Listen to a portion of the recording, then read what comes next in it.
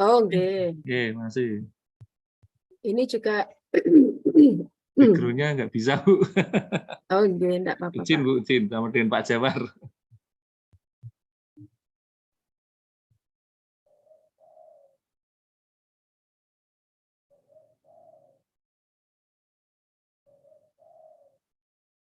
Pak Dwi di sekolah ini sama Bu Yeni.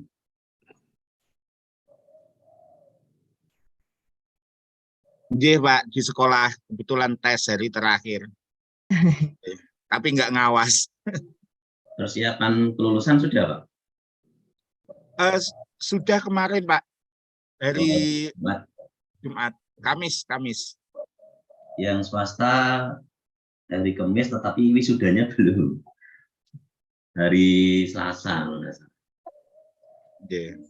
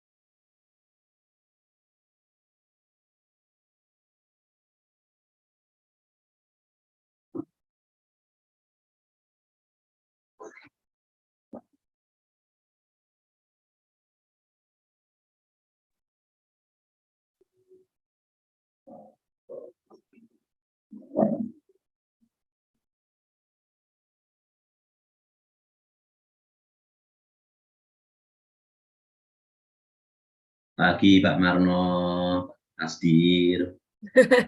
Sudah rawuh, Bapak. Selamat Tadi pagi. kelihatan, no? Pak Dias. Cek.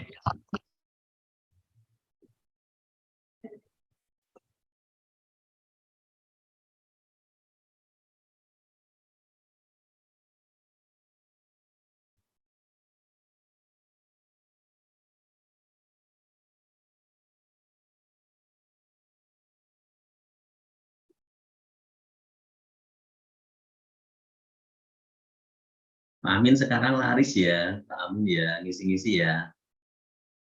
Oh, iya, Pak. Saya dapat bocoran. Bu Nunung, Pak Amin sekarang laris, Bu Nunung. MPD-nya pakai di mana-mana. Wah, selamat Pak Amin. Terima kasih, Bu.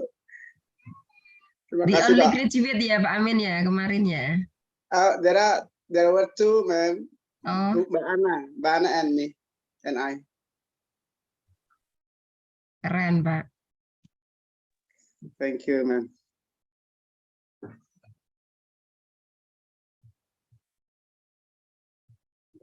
Alumnus yang berkibar ini, Pak Amin. Luar biasa. Kebetulan Langsung ya, Pak. Langsung kok. Langsung laris manis. No pause, langsung kok. Gas. No pause. No pause. Immediately after. Iya. Mohon bimbingannya Pak Amin. Siap.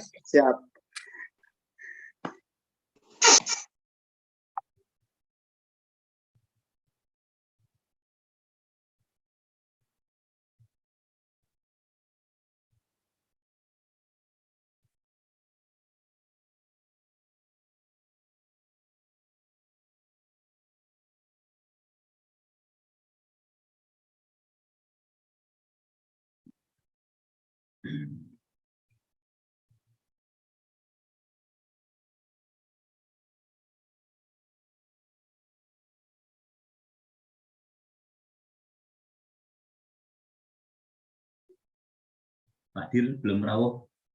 Dulu. Hari ini diwakili Pak Asdir, Pak. Jadi Gitu. Pak Direkturnya membuka bareng acara, kebetulan bareng dengan PPG, jadi bagi-bagi. Bagi-bagi.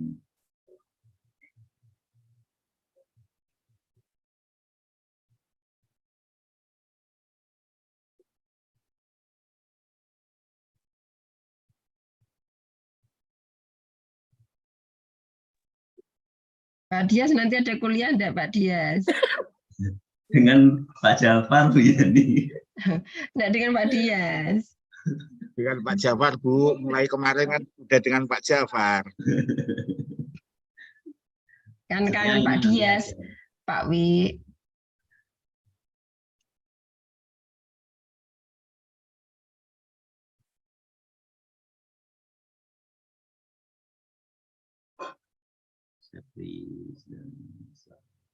Untuk yang edutech nggak dengan Bunung, Bu? Sesi keduanya, Bu? Iya Pak, dengan saya Pak. Hari ini ya Pak? Tapi Eh, Atau Mem besok? Lucia kok masih mau kasih mid Oh, semester. oh iya, kemarin Idem. menyampaikan ke saya masih ada karena ada libur beberapa waktu kemarin itu jadi mundur. Oh, gitu. Dengan saya kemungkinan minggu depan Ibu. Oh, nggih, siap. Oke.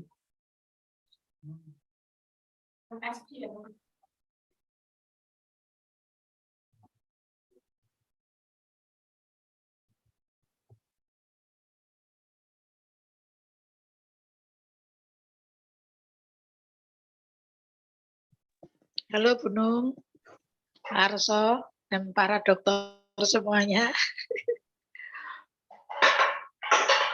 Halo Bu Arti, Pagi siap. Bu. Pak saya berada di sarang dokter nih. Pagi jam Bu Arti. Sugeng enjang. Suwun. Saya matikan kamera ya. Oke, iya Bu. Temu suwun, sukses Mbak. Oke Bu, terima kasih. Ini kita live stream juga di YouTube, Bapak Ibu. Jadi tidak hanya direkam, tapi juga bisa streaming di YouTube kalau barangkali tidak bisa masuk di Zoom-nya.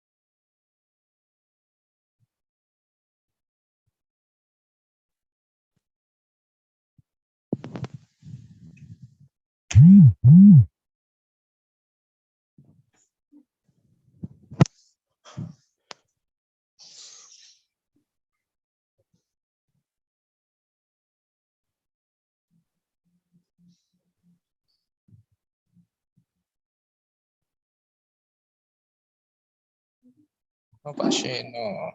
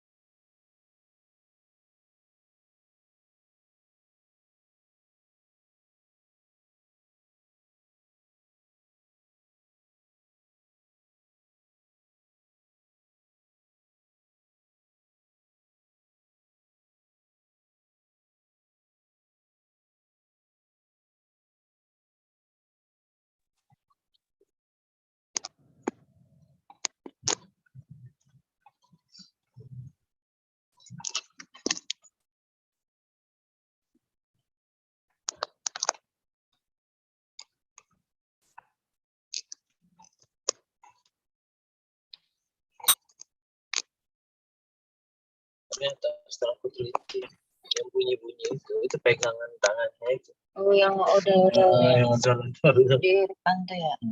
Wah.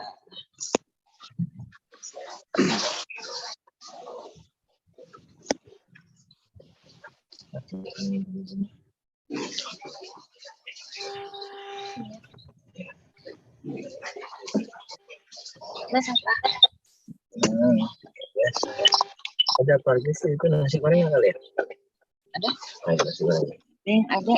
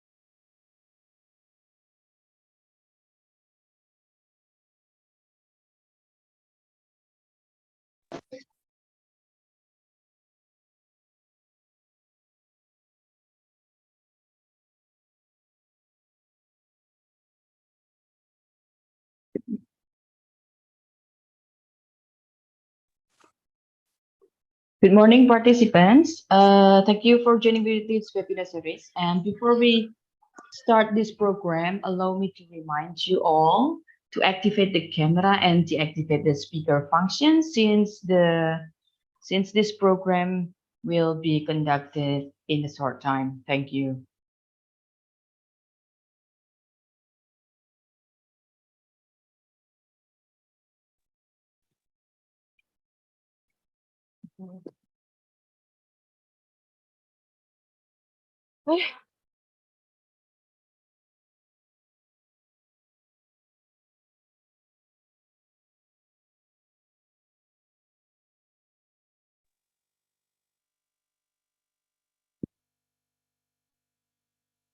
Suaranya piye ya?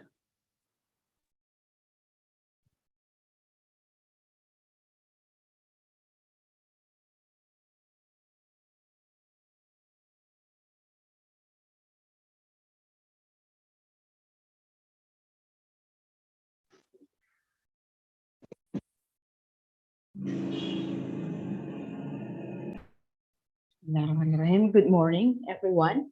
I'm Laili Nur Afini, will be the moderator for today's program. And before we begin, I would like to inform the audience and greet our speakers, Siti Nuraini, PhD, and Dr. Dias Andres Susanto, MPD. Good morning to Siti Nuraini, and good morning, Pak Dias Andres. Okay, Morning. and yeah, on behalf of the Masters of English Education of Universitas PGRI Semarang, I would like to thank you for the availability so we can later share knowledge and discuss at this event on the 10th of June 2023. In the program 120 Doctors Seminar Series, under the theme Transformative Power of Education in the Freedom to Learn Curriculum. In this occasion, later on, Dr. Siti Nuraini will present in the first place, preceded by Dr. Dias Andres Susanto.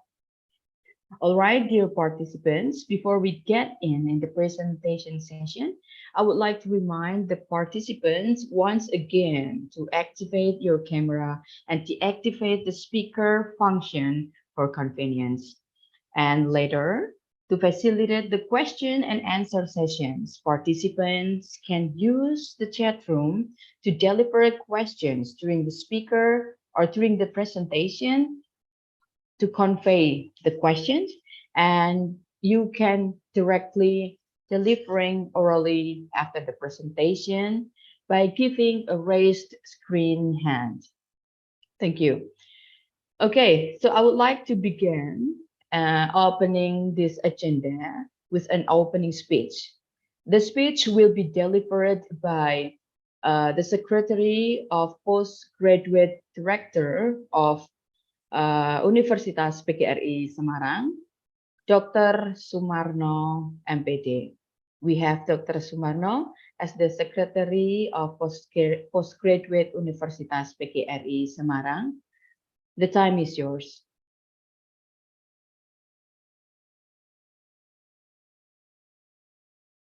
Bismillahirrahmanirrahim. Assalamualaikum warahmatullahi wabarakatuh. Waalaikumsalam warahmatullahi wabarakatuh. Mohon izin saya akan menyampaikan sambutan dalam bahasa Indonesia.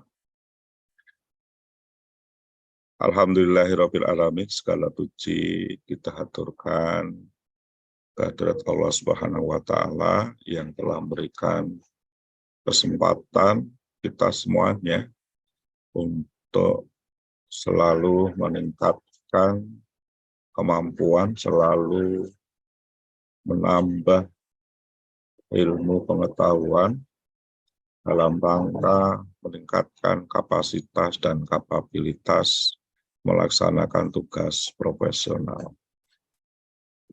Yang saya hormati Ibu Ketua Program Studi Pendidikan Bahasa Inggris, beserta dengan segenap Bapak Ibu peserta webinar yang diselenggarakan oleh Prodi Pendidikan Bahasa Inggris. Pertama, saya sampaikan permohonan maaf Bapak Direktur Pasca Sarjana yang pada kesempatan yang sama tidak bisa hadir di tengah Bapak Ibu semuanya. Pada kesempatan yang sama beliau harus menyampaikan hal yang serupa di kegiatan seminar yang diselenggarakan oleh PPG gitu ya, atau pendidikan profesi guru. Sehingga beliau mendelegasikan kesempatan ini untuk saya bersama Bapak Ibu semuanya. Tentunya aku tanpa mengurangi rasa hormat kepada Bapak Ibu semuanya hadirin. Bapak Ibu yang saya hormati, selanjutnya saya sampaikan selamat dan sukses atas program studi pendidikan bahasa Inggris yang senantiasa berupaya melaksanakan kegiatan-kegiatan akademis dalam rangka ikut serta berkontribusi dalam pengembangan keilmuan, khususnya di bidang pendidikan bahasa Inggris.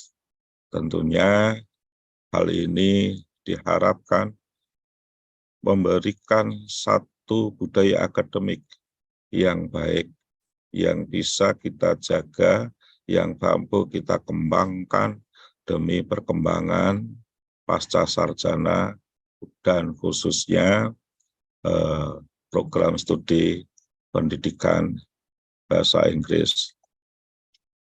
Bapak Ibu yang saya hormati, tentunya bahasa Inggris telah menjadi bahasa global, di mana kebutuhan akan kemampuan ataupun kompetensi berkomunikasi dengan bahasa ini menjadi satu kebutuhan dalam rangka menjadi warga dunia, global citizenship. Dan ini tentunya memberikan tantangan siapapun lembaga yang berkonsen dengan bahasa Inggris, khususnya dalam pendidikan, bagaimana mampu menghasilkan peserta didik ataupun lulusan ataupun output yang mampu menjadi warga dunia yang penuh dengan era disrupsi, kemudian pekerjaan-pekerjaan yang non-rutin, kemudian perkembangan teknologi yang semakin menggantikan peran manusia. Disinilah pentingnya konektivitas, kolaborasi antar individu, antar kelompok, antar masyarakat untuk menjadi warga dunia. Disinilah pentingnya culture, budaya, karakter untuk bisa dipahami, dijadikan sumber daya, dijadikan satu upaya untuk membentuk jati diri sebagai warga dunia. Maka kami sampaikan selamat kepada program studi Bahasa Inggris yang telah concern untuk bersama-sama mentransformasikan pendidikan melalui kurikulum merdeka.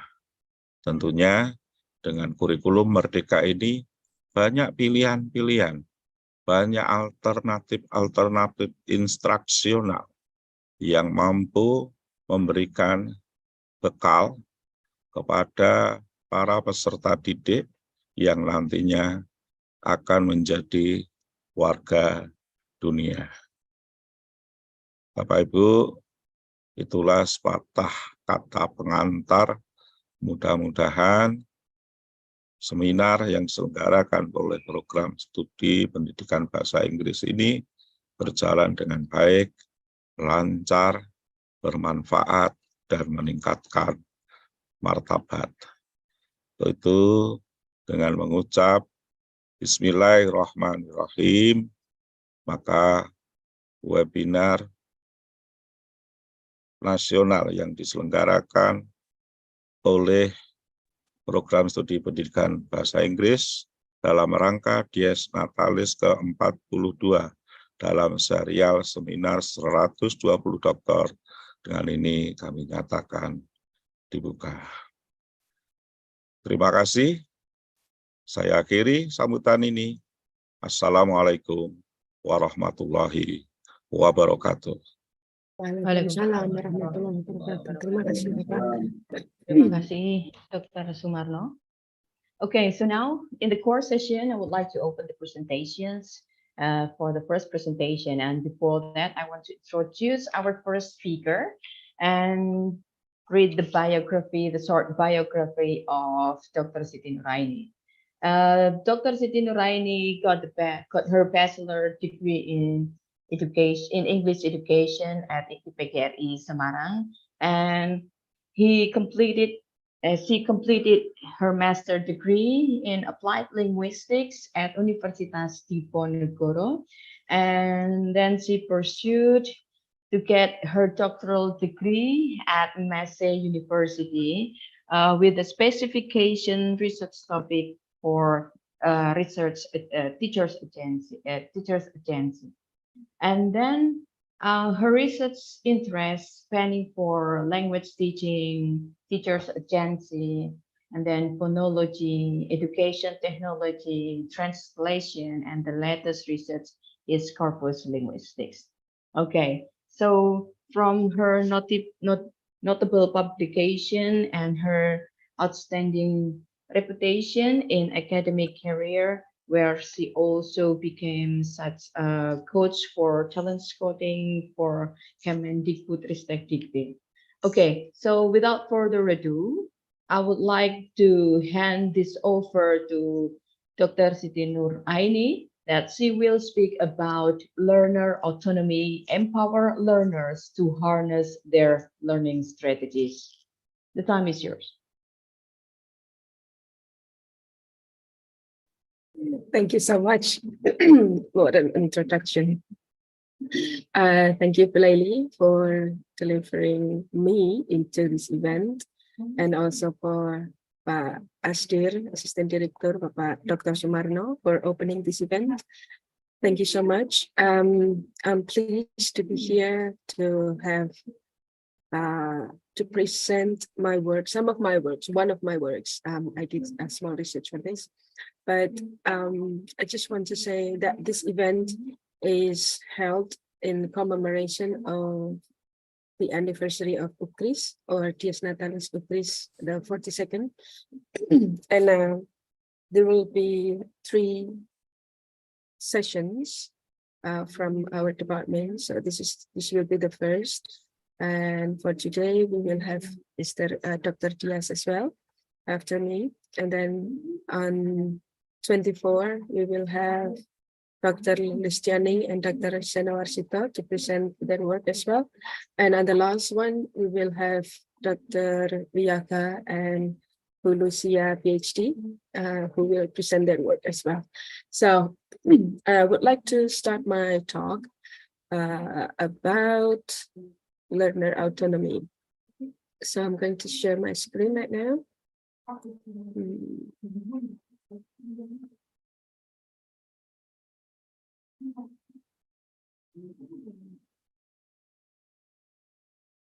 Okay, so I'm going to talk about learner autonomy. So this is something that I believe if you are a teacher, you are familiar with the way your student chose how to conduct their learning, regardless that they also got instruction from you. But I want to talk about learner autonomy in terms of mobile learning. And the context that I'm going to take here is the post-pandemic world. As you know, that when we had COVID, like during 2019 and 2020, 2021, for the last 2 years, 2 or 3 years, we were forced to alter the way we live our life from offline, our interactions from offline to become mobile, because technically we cannot go outside. We have to stay in our house, and we have to stay safe by staying where we are. We cannot go to work, we cannot go to school, and that's why. But regardless of the situation, regardless COVID, regardless quarantine and everything, we have to continue with our life. So that's why we move the things that we used to do offline to an online platform. It can be the work or even education. That's why mobile devices, it becomes something important. We become somewhat dependent on it, that we cannot live without it at that time. It becomes a staple. So we really needed to continue with education. It becomes like really challenging for some people, because some of them, they don't have the facility to continue with their education in the online context. And what I want to focus here is how youth or young people especially here on university students cope with the challenges that they have to face because of COVID. And in the mobile world here, the context that I'm going to talk about is that because they had to study online, so the increase of needs for online tools or to stay in touch or to work or study or to live becomes something that is dominant in our life. That's why, so it becomes an indispensable part of the society. Everybody needs to be online, right? Because they go to work, something that they have to do. Usually they do it offline, and then out of a sudden they have to do it online. And even we experienced a massive transformation where education had to be moved to online platform, and we really struggled with that. Teachers are struggling, students were struggling, and because the presence of teachers we cannot deny that we need teachers, but students also become like, they were forced to become independent in their learning. you have to do this, you have to do that, and you have to do it on your own. And they cannot say no to that, because whatever that they do, they have to continue their education.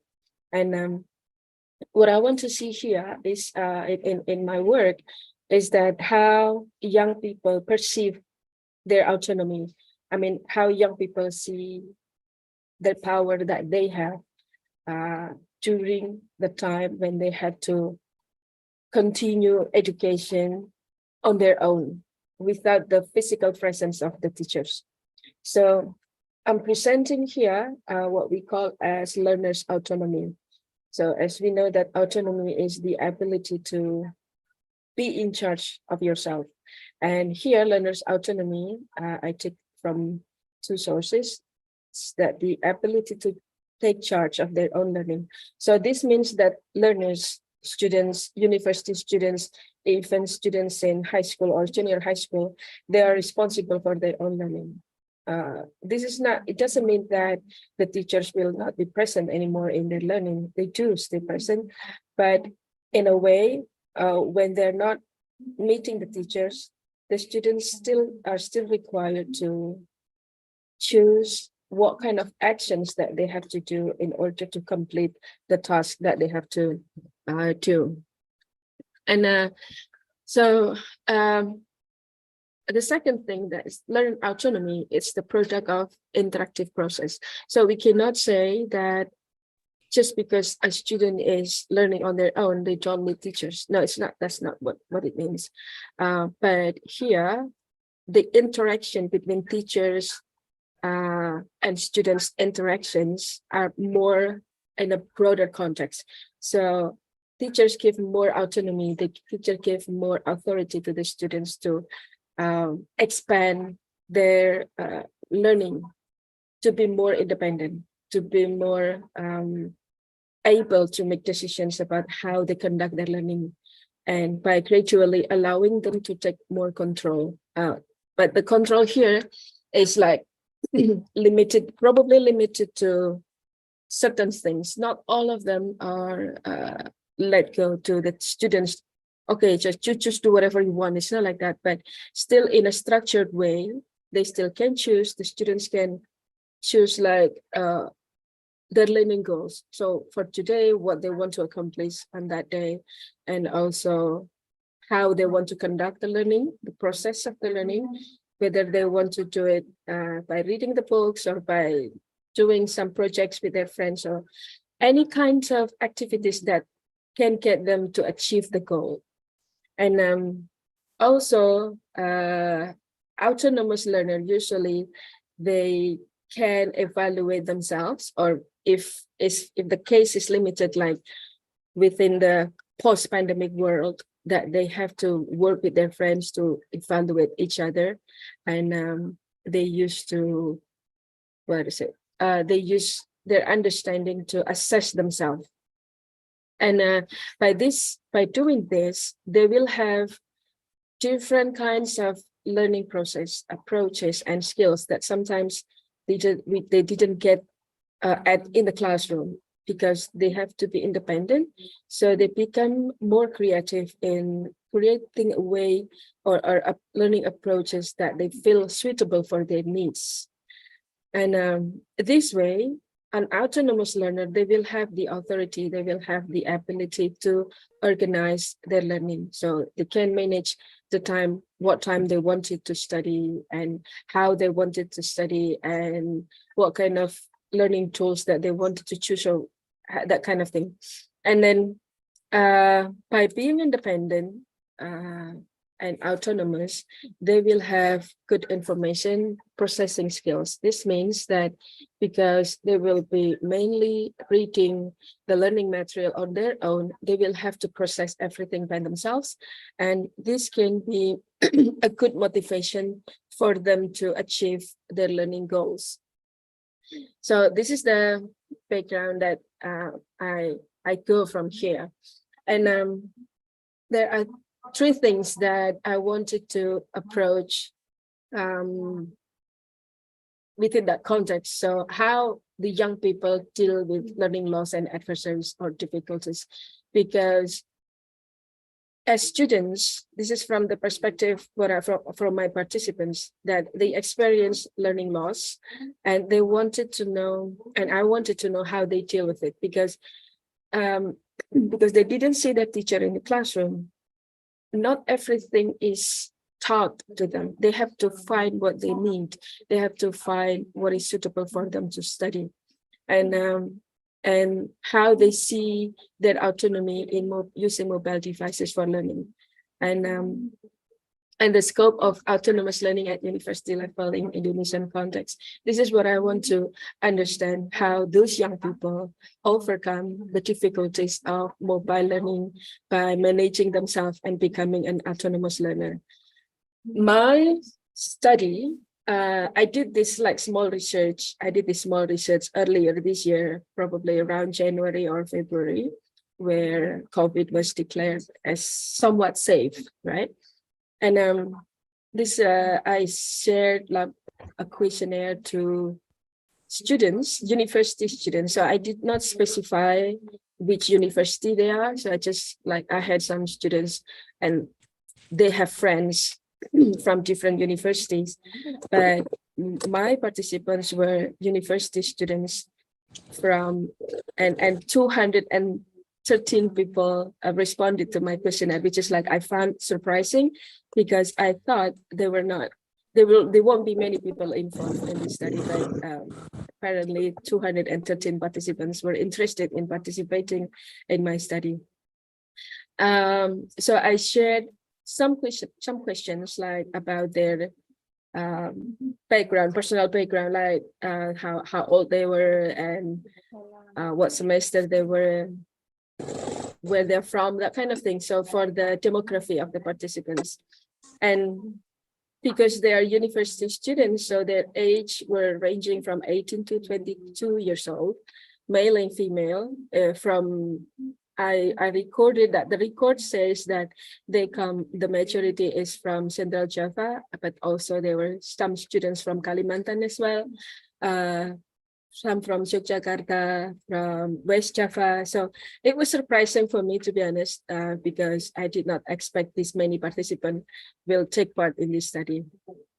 So by giving that questionnaire, I come to this kind of imagery. This is not my work, so I took it from the work of Heinrich, that in mobile learning context, there are some things that need to be considered. So this is what we have here during the COVID, is that the situated learning environment, because this is something that we cannot control, something that happened just because there was virus rampaging our world, and then so this become the element of how a certain situation becomes a force that makes someone become autonomous. And then these virtual group awareness strategies are the things that participants apparently did to cope with the difficulties of online learning. So they make groups, and then they communicate with their friends with the purpose to enhance their pedagogical learning process. So this process, although it was not conducted in a classroom context, they still do it in the online context. And one of the tools that they use is by using mobile devices. And of course, in mobile learning, there should be learners and teachers, and it cannot be, these two are critical in the success of mobile learning. And with that context, the understanding of context, I proceed to with the participant here, and the result was quite surprising for me. From the 213 participants, how many hours they spend on mobile devices. 30% of the participants spend 8 hours a day on mobile devices. This is like really surprising that long they were playing with their mobile phones. So for whatever reasons, and the least participants to use the device was like 8%, like less than 2 hours. But other than that, the portion of how they use their time on mobile devices was like quite long. Understand? This is like, I was like, oh, 8 hours a day. It's like the students, university students, okay, they might have a lot of free time, right?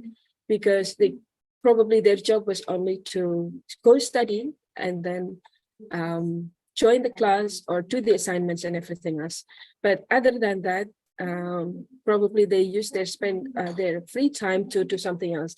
But 8 hours a day was like, it was quite surprising for me that they use this many hours to use mobile devices. And the activities, of course, I asked them what they're using their mobile devices for. So about 25% say that they do it to do assignments. So these are the things that some of the participants explained in the questionnaire. I mean, the result of the questionnaires. The do assignments to access learning management system, because apparently during the COVID, many campuses provided their own learning management systems, just like in Inggris we have Spada, at UNES they have Elena, and other campuses they also have different names for their learning management system. And then the next one is that to browse for learning material, so like lecture material. So depending on the topic that they given by the lecturer, they were forced. They had to find additional information other than what was given by the lecturer. So they have to search on their own. And they also use it to open their email, browse internet, and of course, this is not surprising at all for me that the majority of the participants use their mobile devices to use social media. Yeah, it's like Instagram, TikTok, Facebook, maybe not Facebook, the younger generation, they don't really use Facebook, but TikTok, Instagram, and also YouTube, yeah, that kind of thing. And also to chat, to interact. This is like chatting here, it takes the majority of use, a big part of how youth use their mobile device to communicate with their friends, to take pictures, and also like to interact. And then they also use their mobile device to take pictures or record video or edit it as well, and then they upload it to their social media account, and also to play game. So these are the things that the youth, the young people spend time using their mobile devices. And this is a more detailed usage by the youth that they give the response to me. They say that mobile device helps students improve learning skills. So that means this is in line with what I explained earlier, that they become more independent learners, and they become more skillful in achieving their learning goals. And there were like about almost 40% of the participants say that they become more independent in their learning. And it also helped them to do their assignment. And this is almost 50% of the students say that. And some of the application, interestingly, that they downloaded were to manage the learning time. So if you don't know, if you know it already, probably some of you are already familiar with Pomodoro. So this Pomodoro is an application that they downloaded to manage their time. So they study for 20 minutes, and then they take a break for 5 minutes, and then they study for another 20 minutes and take a break for 5 minutes. That cycle repeated 3 times, and then they can have a long break for probably around 25 minutes. So this is like this time management. It's like really interesting, because I was not expecting that they will become that independent with the help of an application. But it turns out that my participants indicated that they become more independent because of that. So they downloaded the app and then implement the way how they wanted to study using that pattern. 25, 25, 20, repeated 3 times, and then they can have long breaks. And they said that by doing this autonomous learning independently with managing how they use their time, they become more, they can reach their goal more precisely, because they didn't waste time for that. They didn't waste time just browsing for something that that has nothing to do with their study. So they manage their time very well, and they spend about 2 hours to study, but with the chunks of time. And then the next one is that how they use their mobile devices to exchange learning materials with their friends. So they share what they have downloaded in their mobile devices, and then they share it with the rest of their class. It's like really interesting because they can complete each other. One student like share about the topic about certain topic that they were assigned to them, and then other students they share also with their friends. So they become more complete. They achieve bigger thing doing it together with their friends, because they shared their assignments, and they didn't carry the burden of learning on their own, because they share it with their friends. They share responsibilities.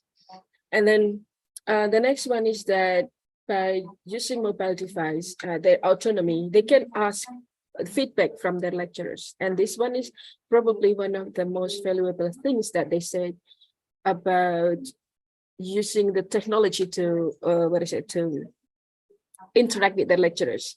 Apparently, some students say that they don't feel confident enough to interact with the teacher face to face and say that, sir or madam, please give feedback to my work.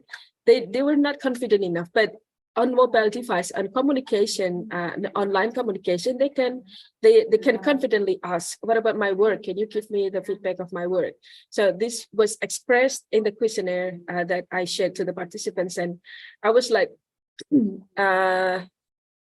kind of surprised, but not really, because I understand that students sometimes have, they feel wary, they don't want to interact directly with the lecturer in the classroom, but in online context, they can do that, and confidently they ask for feedback. And the next one is access learning material anytime, anywhere. This is probably one of the things that they really like about their mobile learning, because they can practically just lay in bed and study. They can go anywhere, they can be anywhere, any place, and they still can learn. And it becomes really interesting how they consider the mobility of their activity is beyond that just they're moving places, but the context of it. They can do it while they are attending other events. So their mobility is not limited to space, not limited to place, but also events and activities, and also probably interaction. And yeah, so other things that they used to, how they use the mobile devices to find learning materials and also to communicate with others. So this one's the online interaction between students become something that they were like really interested in engaging with their friends. Probably in a classroom context, they did not feel really comfortable sharing information with their friends, but in online context, they had to, and they had to work with their friends. So they have more ability, more authority to, to share the information. And they consider that, yeah, mobile device is useful for their learning. And then this is the answers that they provided for, like, in the narrative part, not the one where I provided the answers, but this is the free part where they can express their thoughts and ideas. And the participants express how mobile learning was interpreted as being able to learn moving across contexts, not limited to place. This is, I said it before. And learning is accessible anywhere and anytime. So this is the freedom of learning, the really freedom of managing their own time and their autonomy about how they wanted to decide how to conduct their learning. And it's like the mobility of their learning is a preference, because at that time, during the context of COVID, probably they had to, but in the post-pandemic, after COVID, nobody was forcing them to conduct the mobile learning, right? They can do it offline, they can do it online, but apparently participants are still interested because they have the freedom. They did not feel confined in one place, or that they did not have the idea that, okay, learning has to happen in the classroom. No, they did not have that ideas, because apparently they still can do it while they are doing something else, and they can do it everywhere, anytime. So this is the freedom, of learning that the curriculum probably has been talking about. And the learners, they really practice it and in this world after the pandemic, right? And then where is the position of teachers right here? So my participants expressed that the teachers usually, they give them the authority to manage their learning. They just give them like deadlines. Okay, I'm going to give you this assignment, and then you have to submit it within this timeline, like maybe 1 week or 10 days or 2 days, whatever. So it's up to the learners to meet the deadline from the teacher, from the instructor, or from the lecturer. And they give like clear instruction and assignments, and also supervise, make sure that everyone is doing their job, and whenever feedback was needed, they can give it to the students. So this is like alleviating the responsibility of the teachers, reducing it greatly, because the teacher has, the students, the learners have more autonomy to manage how they wanted to learn. So the teachers were there to give the supervision, to give the instruction, and also to make sure that everyone is doing their job. And from the way my learners, my participants view their autonomy, is because they have like less stress in learning. This is like so Gen Z, very typical of our younger generation, those who were born in the 2000s, because they consider that direct interaction can be overbearing and uncomfortable. So they prefer doing it offline, doing it online. So they don't have to interact face-to-face with their friend, with their teachers, and they can still get the job done, and you don't have to see someone that they don't want to see. And learners become more active in managing their learning, and they can choose whatever material they want. They can choose the topic that they want to study at that time, at a certain time, and they still can communicate with their friends when they want it, when they feel most comfortable, and at the time that they feel most convenient. So they consider that being an autonomous learner give the advantages of being able to manage their own learning. Okay, so from what I have presented, I can conclude that by having the autonomy, learners can take control on how they want to study and how they want to conduct themselves in terms of managing their time, how they want to learn, what they want to learn, and where they want to learn, and with who they want to learn it. And also, by having the autonomy, they recognize their own needs for learning. This is something that probably in the past did not come voluntarily to the participants. As we know that in education context, we have to kind of like force students to study something, to learn something. You have to, okay, you do this, you do that. This is your obligation. This is your job as a student, is to study, to learn everything. But by allowing them to become an autonomous learner, they can be more aware that, oh, I need to learn this, I need to do this, I need to do something to make me smart, to make me understand what I need to study. So by allowing them the freedom of choosing their own material, choosing their own how they wanted to add the topic that was given by the lecturers, they can direct themselves to achieve their learning goals. And I guess this one is having the autonomy, learner autonomy, is like really interesting, because as teachers, my perspective as teachers, I don't have to do the hard work, right? I don't have to tell them, okay, you study this, you study that. I don't have to do that anymore, because I have autonomous learners. I just can give them the topics. This is the topic for you. Study this for maybe 20 minutes or whatever.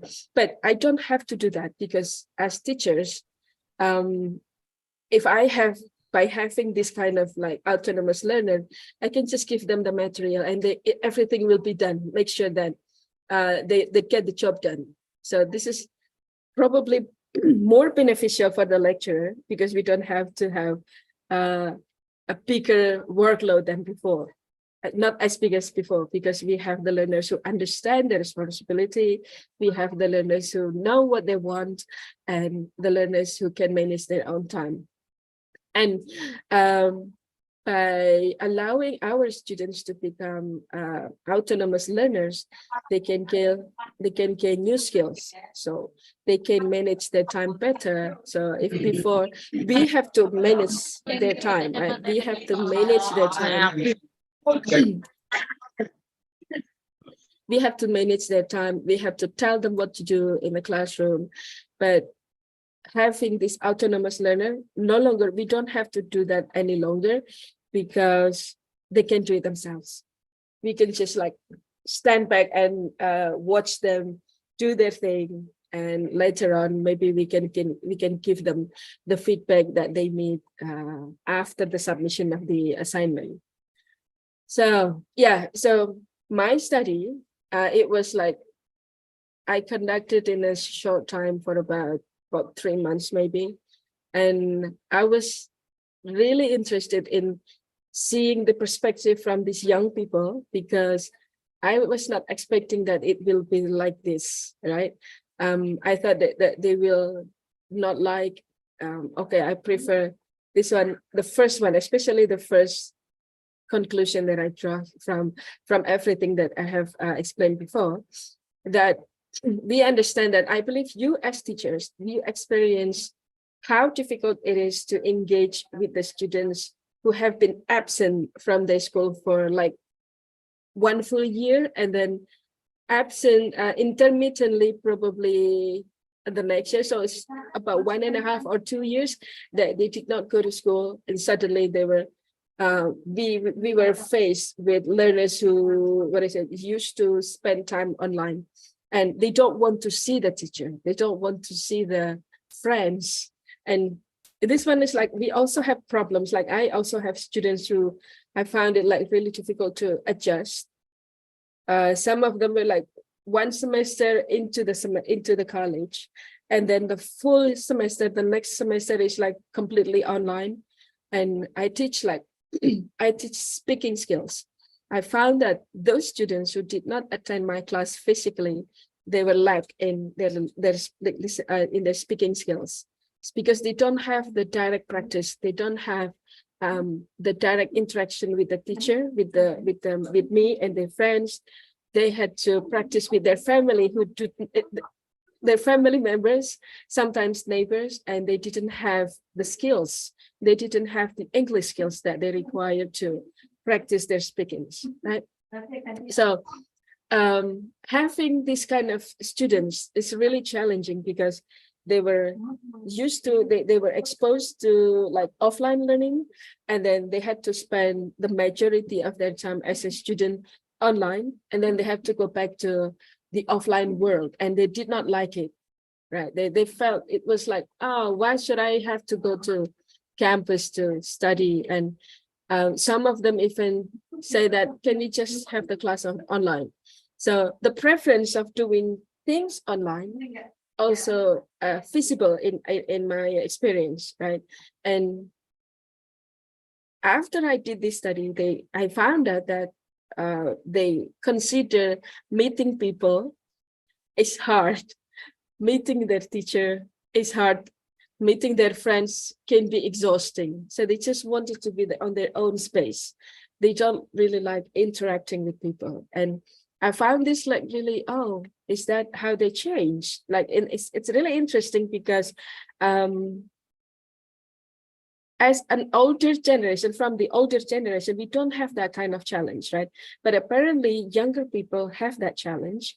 And we as a lecturer, we have to understand that. We have to have more compassion in understanding that they don't like going to the classroom and have to attend the class offline. They didn't really like it.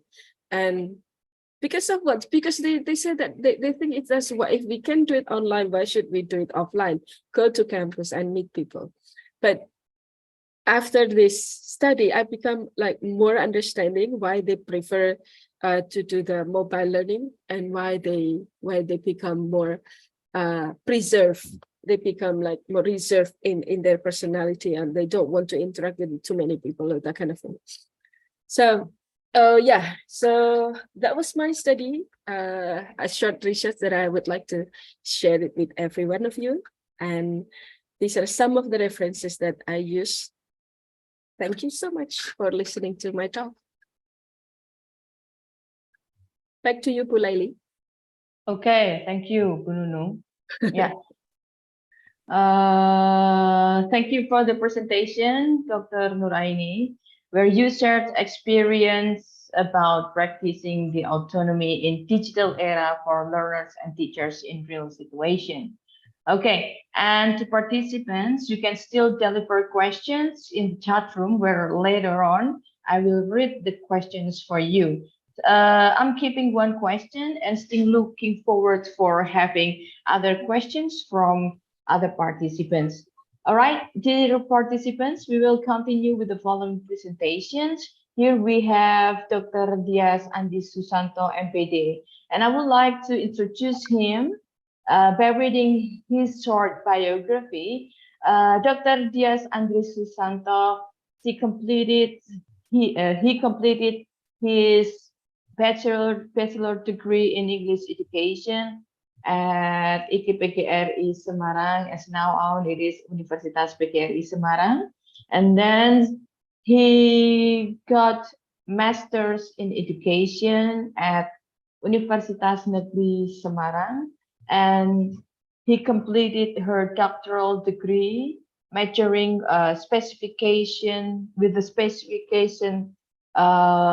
the research that he conducted for his dissertation, specifically for discourse at Universitas Negeri Semarang in 2020. And his research interests are spanning his expertise is spanning for language learning strategy, pragmatics, discourse analysis, SFL, semantics, and then he also has been teaching for several subjects like critical literacy, discourse studies, and second language acquisition. Okay, with his outstanding experience in academic milieu and dealing with his research, he has got like a copyright, something like that. Okay, so without further ado, I would like to hand this over to Dr. Dias Andris Susanto, and he will speak about discourse in English language testing, English in language teaching for textbook in secondary level.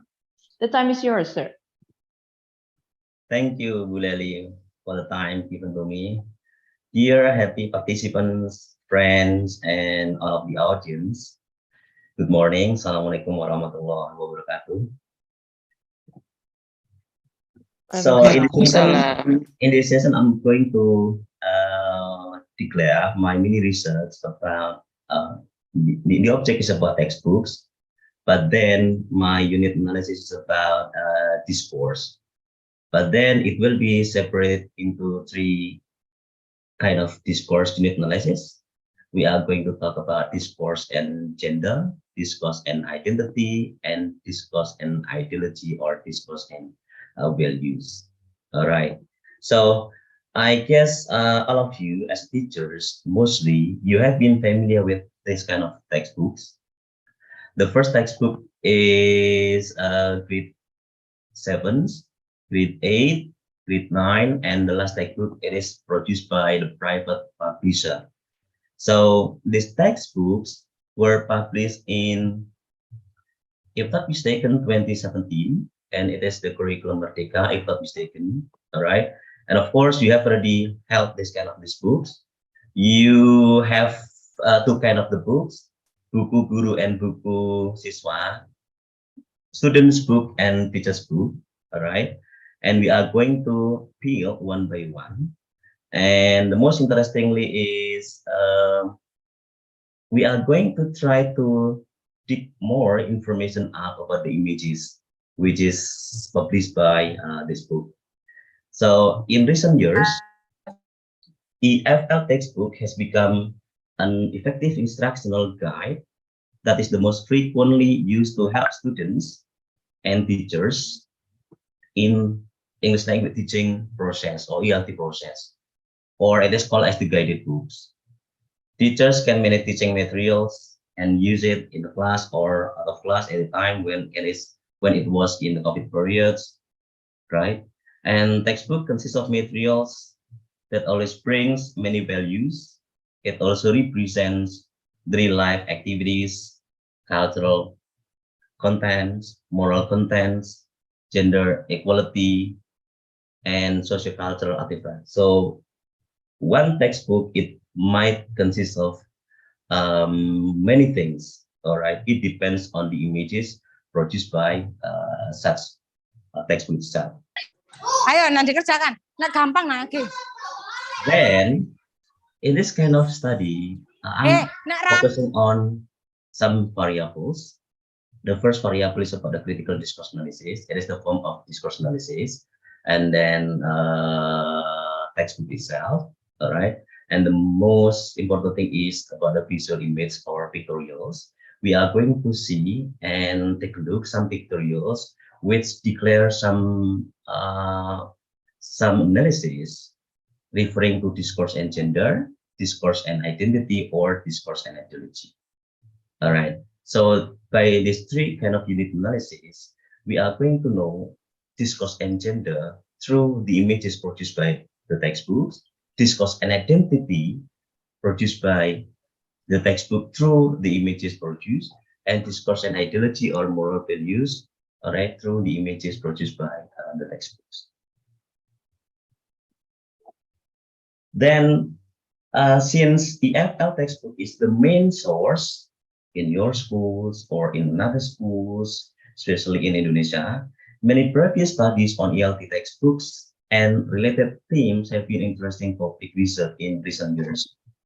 The studies covering a broad range of topics, for instance, like representation of multicultural values in EFL textbook, gender, stereotype, female representations, all right, and many things about the content of the textbook itself. It can be analyzed through the critical discourse analysis.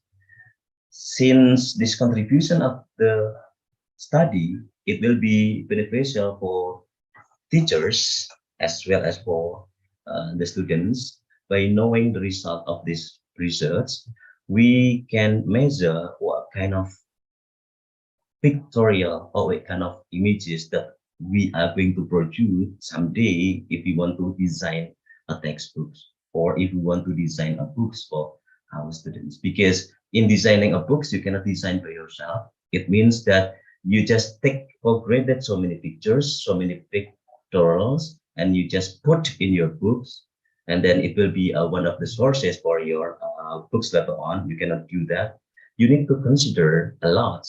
All right. So this consideration, it would be analysis in this critical discourse analysis. So talking about the critical discourse analysis, there are some types of CDA. CDA produced by Johan Rubens, CTA produced by Sarah Mills, and the most popular one is CTA models produced by Theo Pandits, and the last one is CTA produced by Verval. So I think you have been familiar with those kind of CTA models. What is CTA? CTA is revolve around social issues such as inequality, injustice, racism, hegemony, power abuse, many other in-depth examination of linguistic properties and discourse structure, as well as the linearity of social system and social recognitions. So in my discourse class, usually when I give you some examples like the traffic light, like the picture on advertisements, like other images, right? There's kind of the object, it would be analyzed using the CTA. But the point is, which kind of models will you be approached, right? Whether CTA through Theo Pandits or Verval or Sarah Mills or Theo van Lubens. It is up to you. It depends on your approach. Here are the theories of the textbooks. So when we talk about textbook, there are so many visuals that you can do. Textbook provides structure and syllabus for a program. That why all the teachers in Indonesia, they have to use textbook for teaching their students in the classroom. Whether or not they do agree with the content, they do not agree with the content, or sometimes the content is not sufficient for the students for the certain grade, or maybe you still find there are so many mistakes and wrong about structure, about the wording, and so on and so on. But again, textbook have standardized in instructions, and textbook maintain the quality. All right, it means that like textbook produced by the government, it was designed by some lecturers, if not mistaken, the professor from UNU, and some others from practitioners. And textbook provide a variety of learning resources. It means that textbook is not a single and only guided books for the teachers. It is good for you to have some other supplements books to empower your students, right? Textbook are efficient. Efficient here means that as the teacher, you can flow with the structure of the textbook, with the content of the textbook, because usually the textbook is provided with the curricula, with the syllabus, with the program, and so on. And textbook can provide effective language models and input. In this textbook, for example, about the conversation session, so you may train your students, all right, having conversation like the textbook given to you. And you may train your students having dialogue like the textbook given to you, all right. And there are so many examples for your students, and you can empower your students with those examples given in textbooks. Textbook can provide effective language models and inputs. Frankly speaking, we can say some instructions, some functional text, some words, right, which is used by English learners as the beginners, and I guess that will be okay for them as the students. And the things that the teachers use is about given more expressions, all right, and more wordings to the students, and all of that consisting in the textbook itself. Textbook can provide support for teachers who first language English, who may not be able to generate accurate language in their own. It is because the language exchange, all right, culture in Indonesia is different from culture in Western, and mostly textbook in Indonesia is written by Indonesian writer. Textbook can train teachers, and textbooks are visually appealing. In grade 7, there are so many pictures, or there are so many pictorials. In grade 8, grade 9, the pictorial are very visual. It is because of the greetings. All right. In grade 7, students need to be supported through their visual satisfactory. That why in that textbook mostly there are so many pictures, and students can allow, all right, the pictures to be used. Then what is multi modality and image? So when I'm saying about the pictures, about the pictorials, about the image, all right, that's usually put in the textbooks. You can find so many images in the textbook, and even it is the animations, or it is the pictures, the realia, and so on and so on. But you will find, all right, you will find so many images in the textbooks.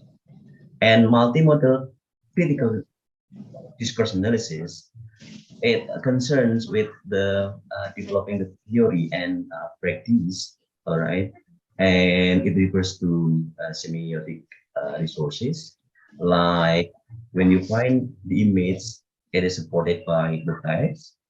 It will be also supported by with the visual image, all right, and we can analyze this image through critical discourse analysis. Here is the result, all right. Here is the result. The book from the Bright. Here is the grade 8. So the first thing that I can declare is about the pictorial representations. So the distribution of the image, I'm talking about the discourse and gender. So I'm talking about male and female. So the book consisting pictures, right? Female and males. And this picture plot, we can see that, for example,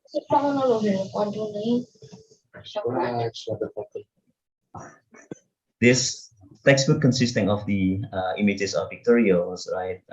In this grade 8, the writer gives the pictures like the lady, right, and the guys, like the teachers, and like the father and the daughters, right?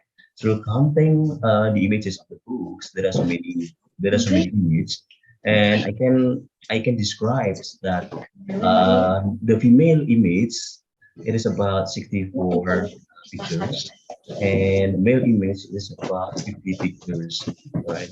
From this analysis, actually, we can assume that mostly in the book, in the textbook, mostly they appeals gender female rather than males. So I cannot answer why, but through this critical discourse analysis, that because whether it is in line or not, the writer of the Bride is Abu Nur Zaida, if I'm not mistaken, Nur Zaida, and she is female. And through these textbooks, mostly she give more pictorials on female rather than males. We can see from the percentage over here. Talking about the conversation characters, all right. So in the textbook, you can find some certain topic or some certain points, right? In certain sessions, you can find the pictures and image like this one. So I divide into several sessions. The conversation between friend to friend, conversation between teachers to teachers, conversation between teacher students, student to students, allergist to allergist, volunteer to volunteer, neighbor to neighbor, and neighbor to neighbor. So through this table, actually we can describe that male and females. X here is the dominant one. I mean the initiator.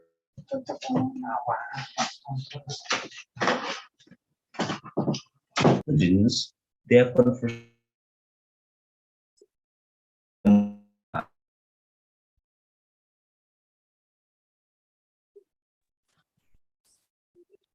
Okay, occurrence.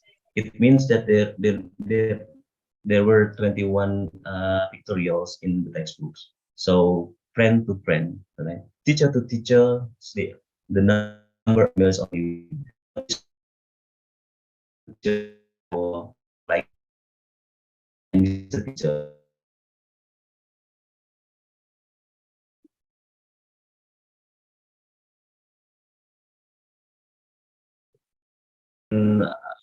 This means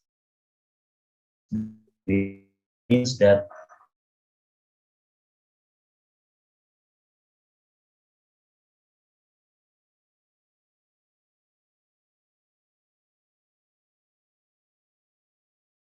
conversation with the students. The students who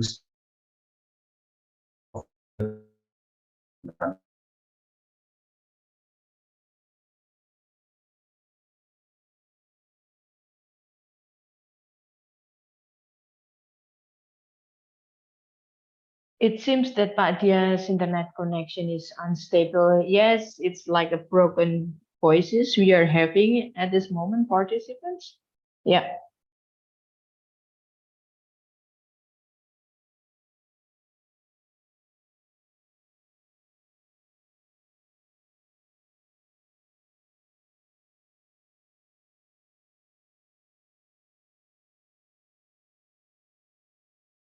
Hello, Pak Dias, are you still there?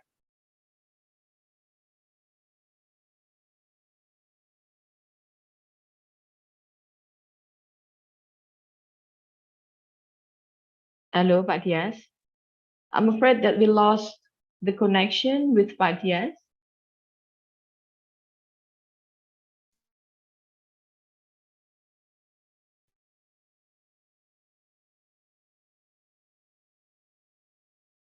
And I cannot find Pak Dias is here as well.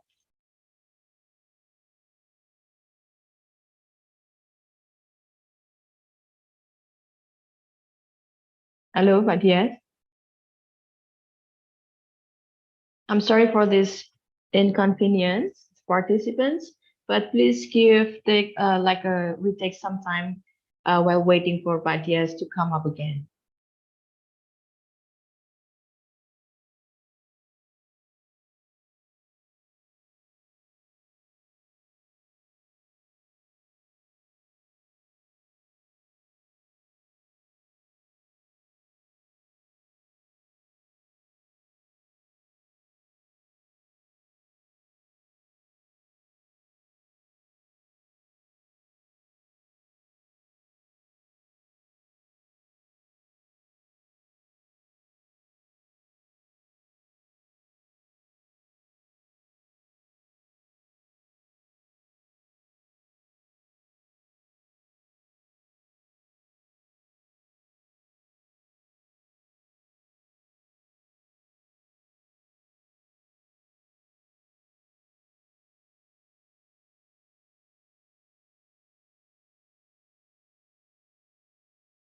I think while we are waiting for Pak Dias is coming up again, and I'm expecting that he is still fixing the connection. I would like to let's discuss further. We are having Bu Nunung here. I would like to read the questions already delivered by some participants. We have Ibu Tri Yuli, Bu Nunung. Hello, Bu Nunung. Yes, right here. Okay, well, we are using the time waiting for Pak Dias to show up again. There is a question that we can discuss from Ibu Tri Yuli. Hello, Bu Tri Yuli. Are you here, Bu Tri Yuli? I would like to read this question for you. Thank you, Bu Nung, for a very beneficial topic. I will not ask question. Sorry. I would like to read for the first question from Hera Hertati. About mobile learning. Mobile learning is a transformative learning now.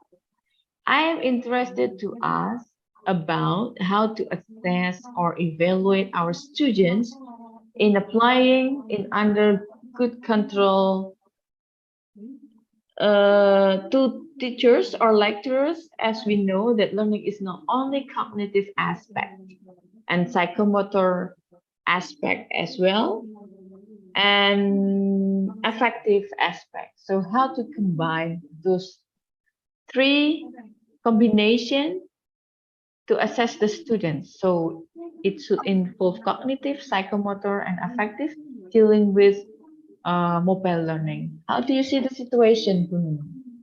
Okay, thank you so much. It's This so is like complicated. really, yes, it's really interesting question. I would like to talk to Bu Hera herself. Bu Hera, can you come? Okay. Yeah, okay. To be honest, I don't really understand your questions. So maybe if you can explain it to me in a more simple terms. Bu Nunung, Pak Dias is already here. Sorry. Oh, Pak Dias is already here. Okay. Sorry. So Yeah. okay, then go back to Pak Dias. Okay, Yeah. I will. Okay. I will, Hope you don't mind for Bu Hera and Bu No, Nunung of to course. give the Yeah, I question. will wait. I will wait until the question and answer. And Bu Hera, please be patient. I will go back to you later. Okay, Yeah. thank you. Kind, Okay. please proceed, Pak Dias.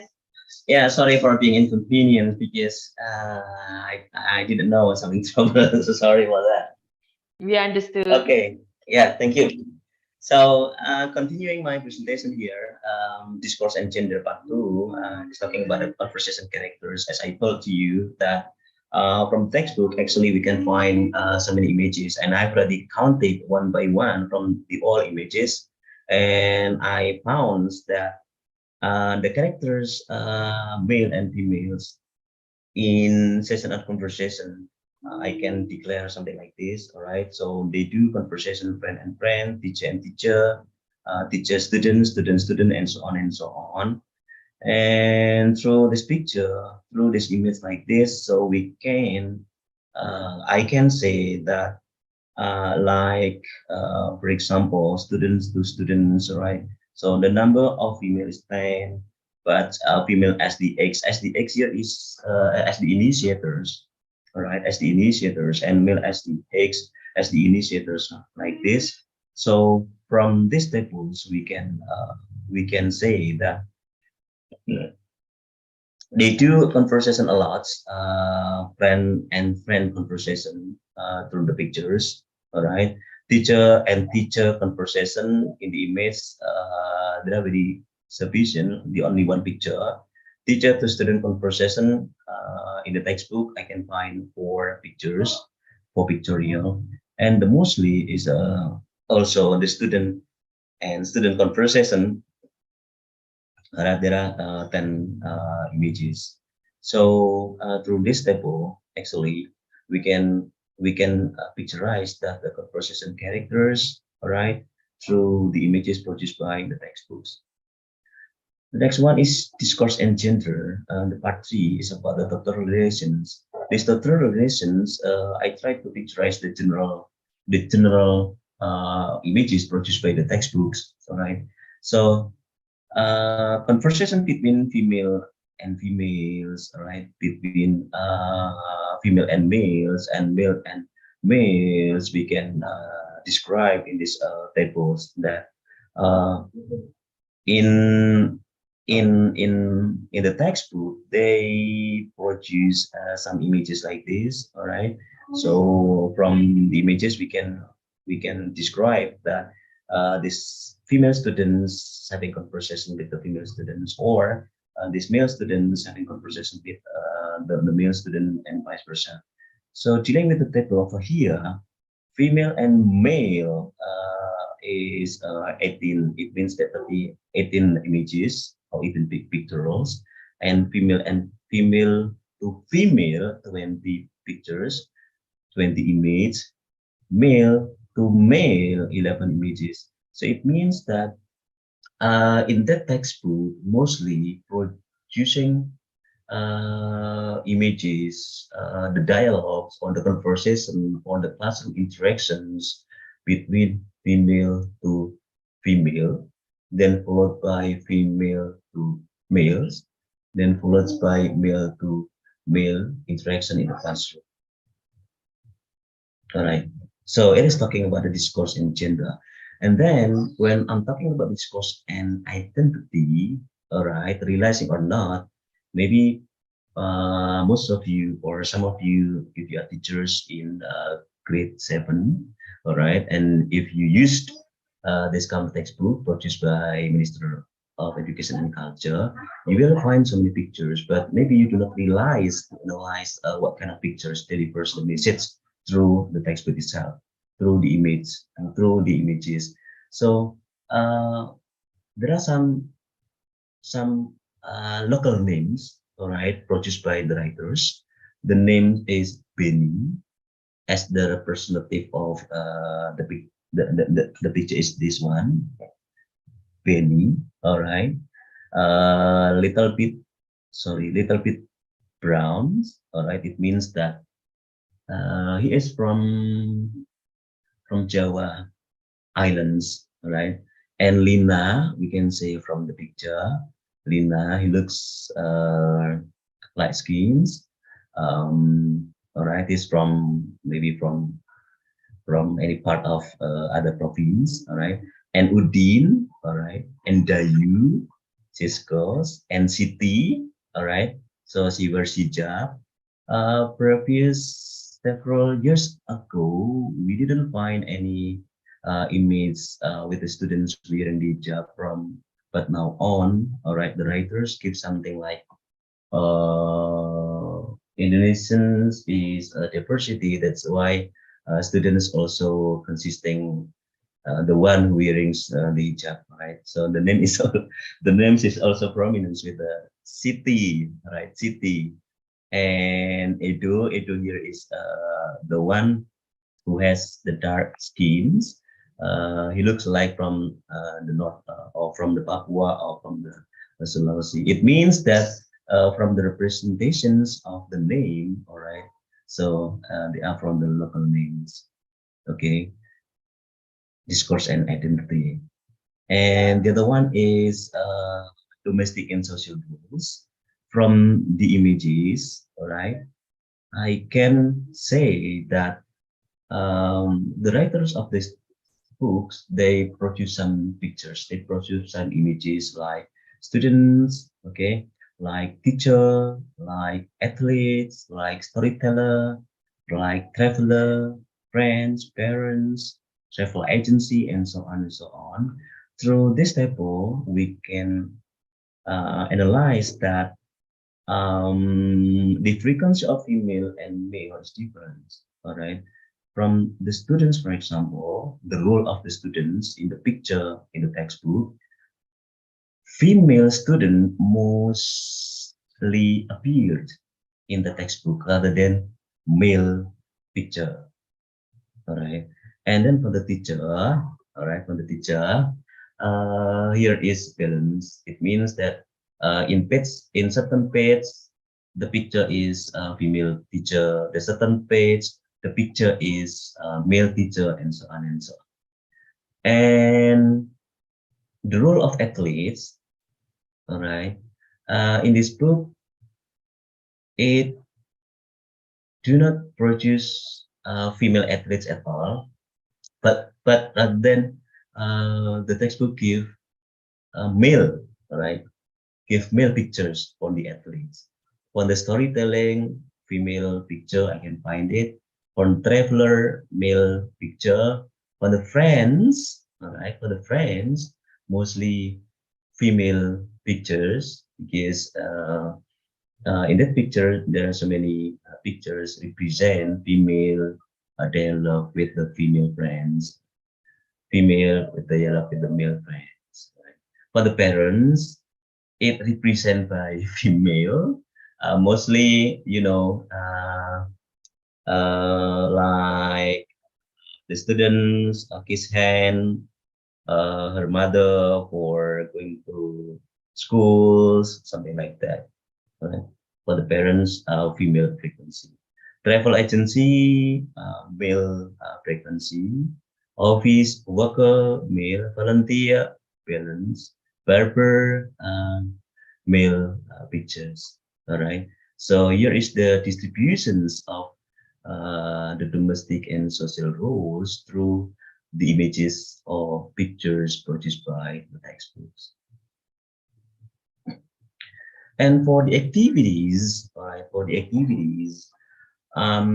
it gender represent the equals activities between female and males, like doing sport.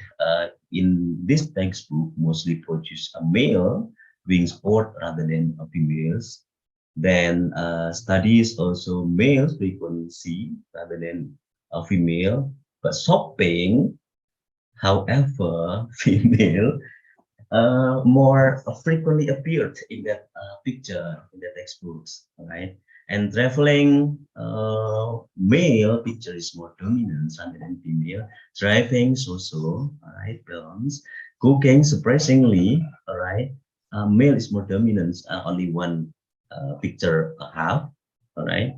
And makeup, okay, of course, female frequency more dominance.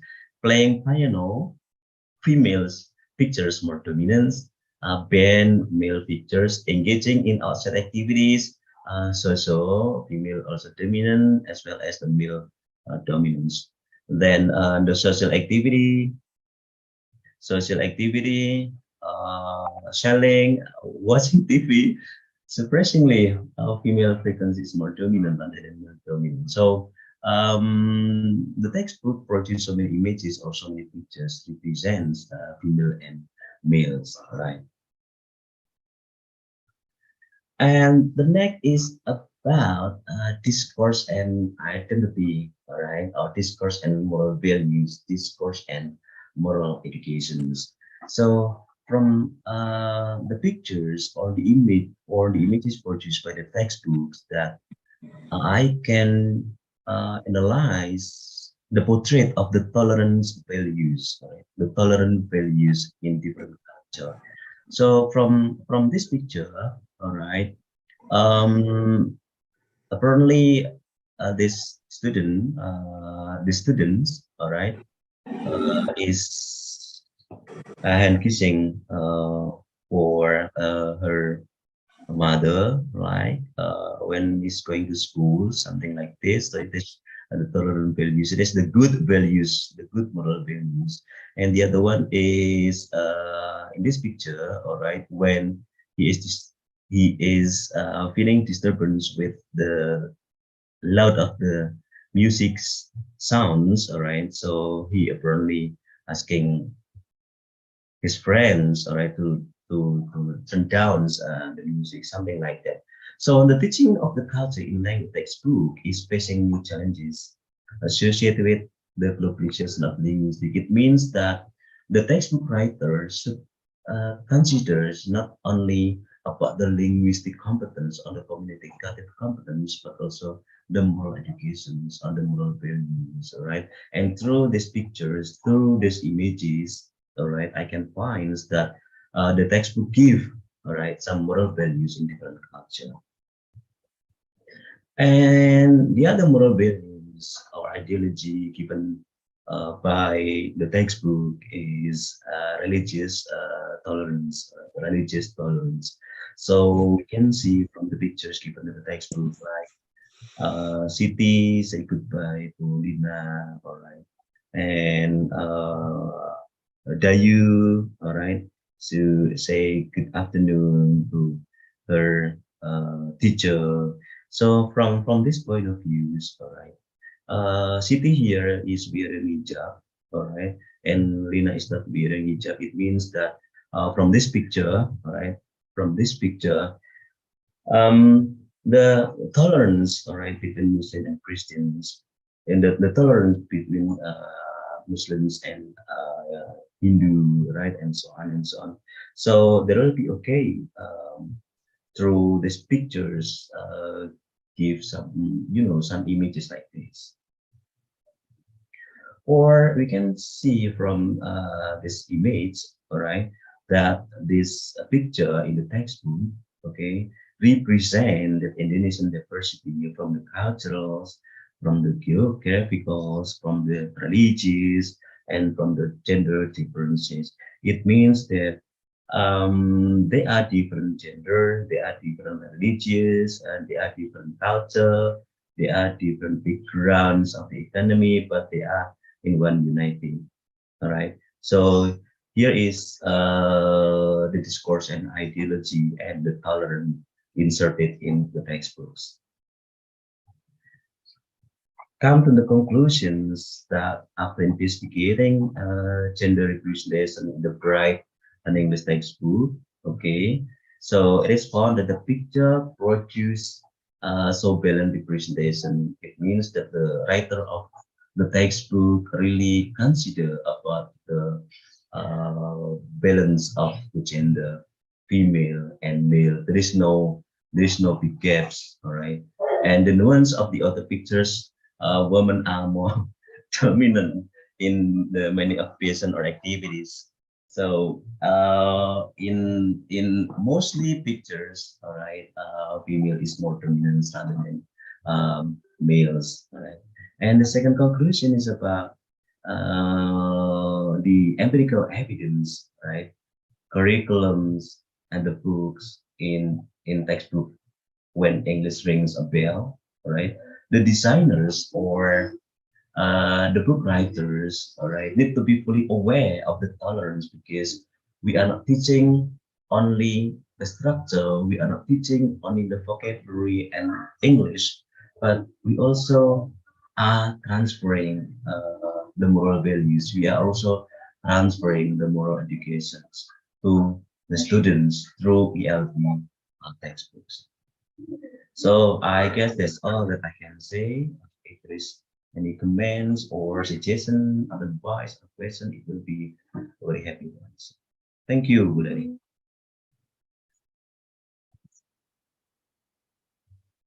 Thank you, Bu Lady.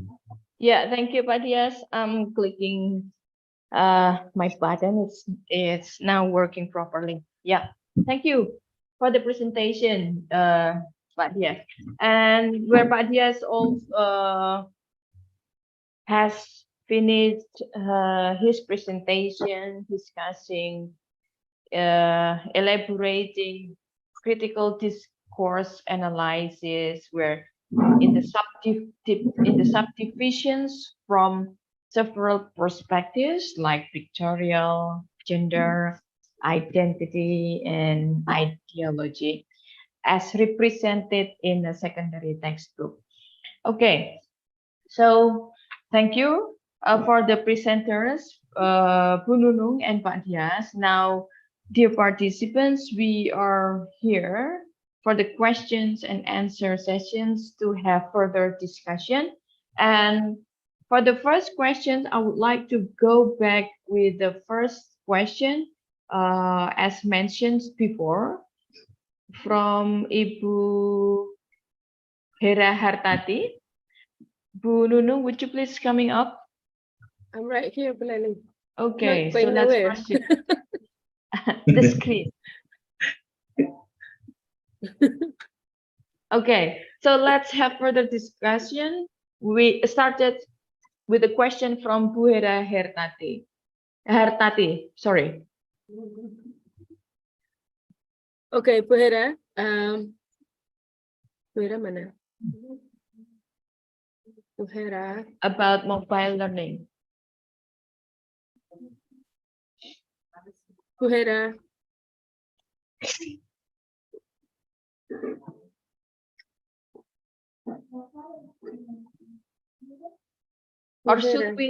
Or should we have another question? Yeah, I think From let's wait. Let's wait while until she waiting for goes back. Okay, from Yeah. Putri Yuli. Thank you, Bu Nunung, for a very beneficial topic. I will not ask question. I only want to gather my insight Yeah, from this good fruitful job. conclusion. The most important important information got is that students need teachers' feedback. So the teacher needs to dedicate the time to give more time to give feedback. Okay, how do you in line with your perspective from this statement delivered by Putri Yuli Bu Nunung? Yeah, I think as a teacher, we can agree that students need our feedback because that's how they know that they're doing well or they're doing poorly or they've done a good job from our feedback. And we really need to give that to the student because they deserve it. They have the right to it. If we don't give them feedback, they will not know whether they have done the right thing in whatever that we are teaching them. And the feedback here, it does not have to be exclusively to that student in particular, right? But we can make a general statement, for example, in a classroom. Because when you check the work of your students, you understand that there is a general picture of how your students performed, right? And you can give feedback on that by saying something in general. Okay, good job, student. But you need to improve on this part, on that part, whatever. And if the students have like, I believe that I would like to believe that students have self-awareness that they're doing a good job or they're doing a bad job. And if we tell them that, it will make them, oh, okay, so my teacher says this, my teacher says that. I need to improve on this part. And when we say that something in a general audience, in a classroom, not specifically saying it to a certain student, they will think like, oh, did she mean it was my job that needs improvement? Did he mean that I need to work on my paragraph writing or something else, depending on what kind of subjects that you teach.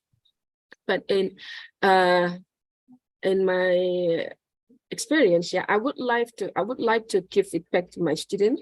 And you know, one of the ways to give feedback, if whatever that you're saying is going to be bad, or it will feel bad for the students, always say the good thing first. When you give feedback to your students, when you want to criticize their work or say something that is not pleasant to hear, but they need to hear that to make themselves better. So say the good thing first. Thank you, good job, you did well in this part, and then say the bad thing. Whatever that you think they need to improve. Say the bad thing, all the bad thing, and then close that with another compliment, with another good thing. So good thing, bad thing, good thing. So it doesn't feel as harsh as a harsh criticism. So you say the good thing first, and then you say a bad thing that you need them to listen, that you need them to pay attention to, and then you close it with more positive things, not related to maybe on their performance, but on the thing that you really want to give feedback. You have to say it as it is, right? Because you want them to improve on that part, and give compliments on that they have like made the effort, they have like excellent handwriting or whatever that will make them feel that the criticism is not so hard. So that's usually what I do. So good job, give compliments, give criticism, and then another compliment. That's how I usually do it. I don't know, maybe other teachers here have different experiences, but we are open for discussion, right? Okay, it's kind of strategy, a pattern. Yeah. Yes. Okay. Yeah, thank you. Continuing with the second question delivered from Mr. Olin, let me ask a question. If there is a teacher finds students with autonomous style learning, what should we do to guide the students? Because maybe they have been autonomous already. Okay, yeah, thank you, Kulalicia. This question is good because it points out something that it's seemingly invisible, but actually it's obvious. So a learner cannot be autonomous on their own, right? Because the teacher allows them to be autonomous, or the teacher gives them the facilities to be autonomous, right?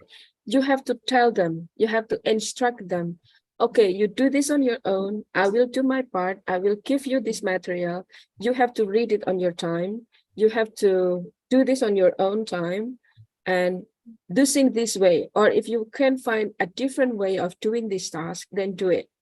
But if you give your student a chance or an opportunity to become autonomous, you still have to supervise them, right? I mentioned it in my presentation that your job as a teacher is to supervise them. You don't have to be too overbearing. Overbearing means that you watch them all the time. No, just give them instruction, check them from time to time, periodically. You don't have to make sure like touch them every time. Have you done your job? No, you don't have to do that.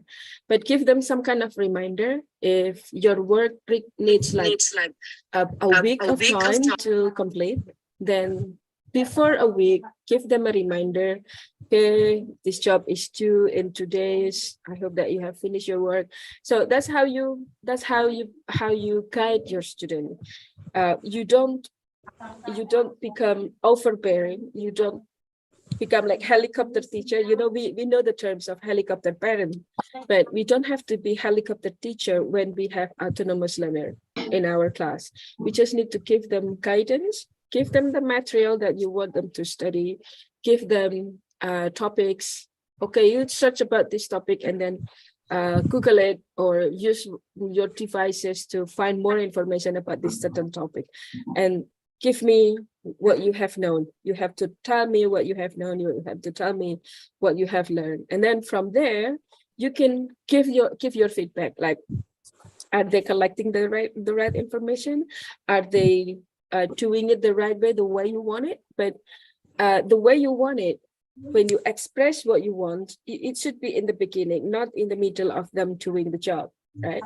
It should be in the beginning, and then make sure that you confirm it or ask them, give them the opportunity to ask you questions anytime. If they want to clarify some things, just give them that opportunity. But having autonomous learner makes your job as a teacher easier, because you don't have to do everything to make them understand about your topic. So you do the half portion of the job, you get the 100% of the job done. So just need to guide them, I think. Okay. Yeah, thank you, Bu Nuno. Okay. That's about being autonomous learner and how to handle students and the situation. And moving on to the question delivered by Bu Ajeng to Dr. Dias Andres. Seeing the pictures used in the textbook, do they also imply certain meaning? And do you think it is intentionally used to reveal certain ideology in discourse perspective? Thank you, Bu Ajeng, for the questions. Of course, yes. Of course, yes. So that's why we need to consider a lot in publishing a books or in designing a textbook. We need to consider critical discourse analysis in giving the images on the books that we are going to make, because the image, the picture, the drawings, the sign, it delivers the message, right? It delivers the message. Like in the textbook, grade 7, grade 8, and grade 9, published by Ministry of Education and Culture, you can find there are so many pictures or pictorial, the characters of Siti. So Siti is wearing the hijab, and the only Siti is wearing the hijab. Not only that, but also mother of Siti and father of Siti. So mother of Siti, the mother is wearing hijab as well as the father is wearing something like a very formal clothes. All right, it means that it delivered the message. The message is about Siti is from Muslim family, and her family is always praying before do activities, like before having breakfast or before having meals, they have praying first. So I can find the pictures in that books. All right. And the other ones like Edu, the one who has black and curly hairs. All right. He is very respect to his mother. All right. And he has their own culture. All right. So again, pictures, draws, image always delivers a message, and it has something like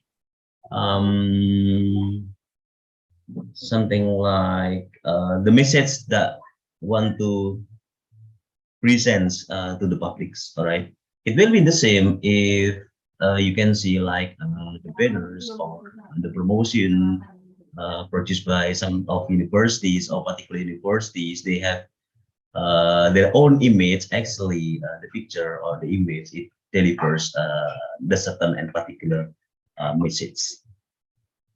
That's my answer, Bu Ajeng. Okay, thank you, Pak Dias. Continuing with a question from Pak Amin Wibowo, SMP 42 Semarang. It is very great presentation about learners autonomy, and I would like to deliver this question to Bu Nuno. Firstly, is autonomous learning more suitable for andragogical learning rather than pedagogical learning? If yes, why? And secondly, based on the data that the participants of the research shown, 15% using LMS. How to make it more interesting for the learners? Okay. Thank you for the question, Balmin. Well, my study involved university students from 18 to 22 years old, and they are considered adults, so they belong to andragogy, right? And in my opinion, autonomous learning is more suitable for adult learners or learners who are older, because they have more agency, they have more authority to, to manage their time, and also they have more understanding about the goal that they want to get in learning something. But in pedagogy, because they're still young, you still need to guide them from time to time and give them probably more specific and more detailed instruction about what you want them to do. But in andragogy learners, you don't have to give like very much, too much details on it, because they have more understanding. Being an adult learners, they have more understanding about their topic that they want to study, about how to find certain things, right? And for pedagogy, usually they are like young learners, and as you know, kids, they are children, right? And of course, children, they still need guidance, whether from the teacher or from their parents, and you cannot force them to become fully autonomous, learners, because they still need to be guided, right? And so yeah, that's my take, that autonomous learners is more suitable for adults, for someone who has known what they want to study, someone who has known, who has understanding about how to achieve certain goals. Students from, let's say, primary schools, of course, they just go to school because their parents told them to, right? Just go sekolah dek, berangkat mandi ayo sekolah. But do they really know what they want to study? They don't, right? It's just because they have to. But at university level, when you make decisions as an adult, a fully grown adult, you know that you want to be something. You created an imagery about what you want to accomplish in that learning of yours. And your decisions when you finish high school and you want to continue your study or not continue your study, it becomes a major life-changing event, because once you decide, you have to go through with it. Maybe once you made a choice, you go through with it, right? And if you don't choose to go to university, that's fine as well. But for learners to become fully autonomous, it will be easier if they know what they want. And if you know what you want, usually you're an adult, but kids, they don't know what they want yet. And that's why they cannot be fully autonomous. They can be autonomous, but not like the adult one. So at some level, there is a difference between the pedagogical learners and andragogical learners at the level of autonomy. But this is something that I haven't studied before. This is just an assumption.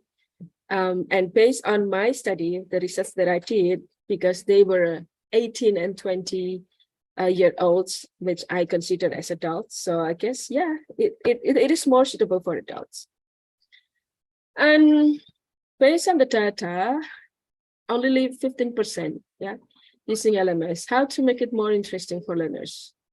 Well, put everything on the LMS, and then they will have to access everything on LMS, right?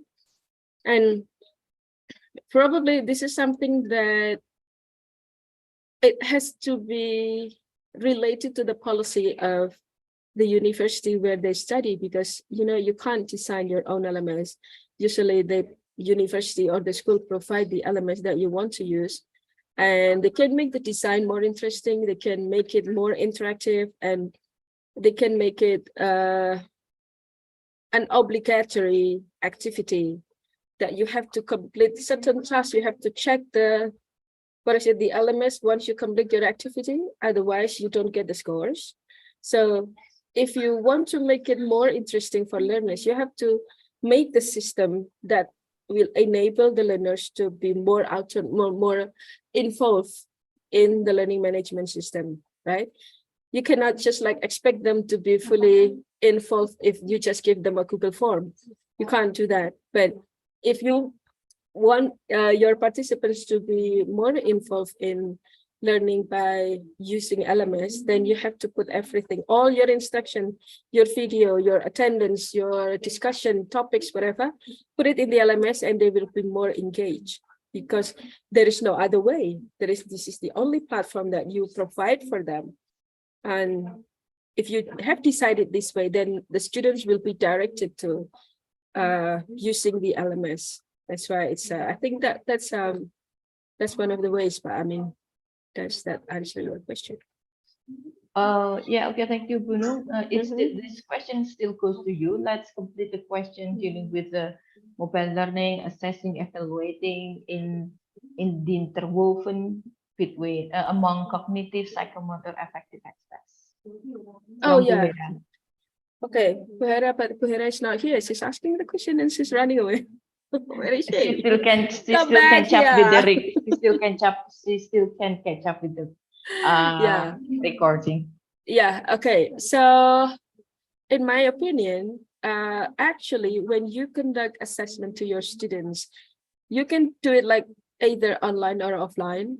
For example, psychomotor. Let's take one example, psychomotor, right?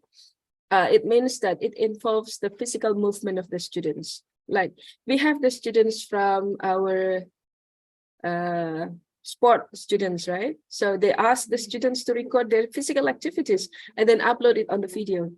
And you can also do that to your student. If you want your students to do something physical that involves them like jumping and running, you can ask them to record the video of them doing that. This is like what my son's teacher asked him to do when he was still in primary school. So every Thursday, his sport teacher asked him to record himself, but whether it is running or jumping or playing with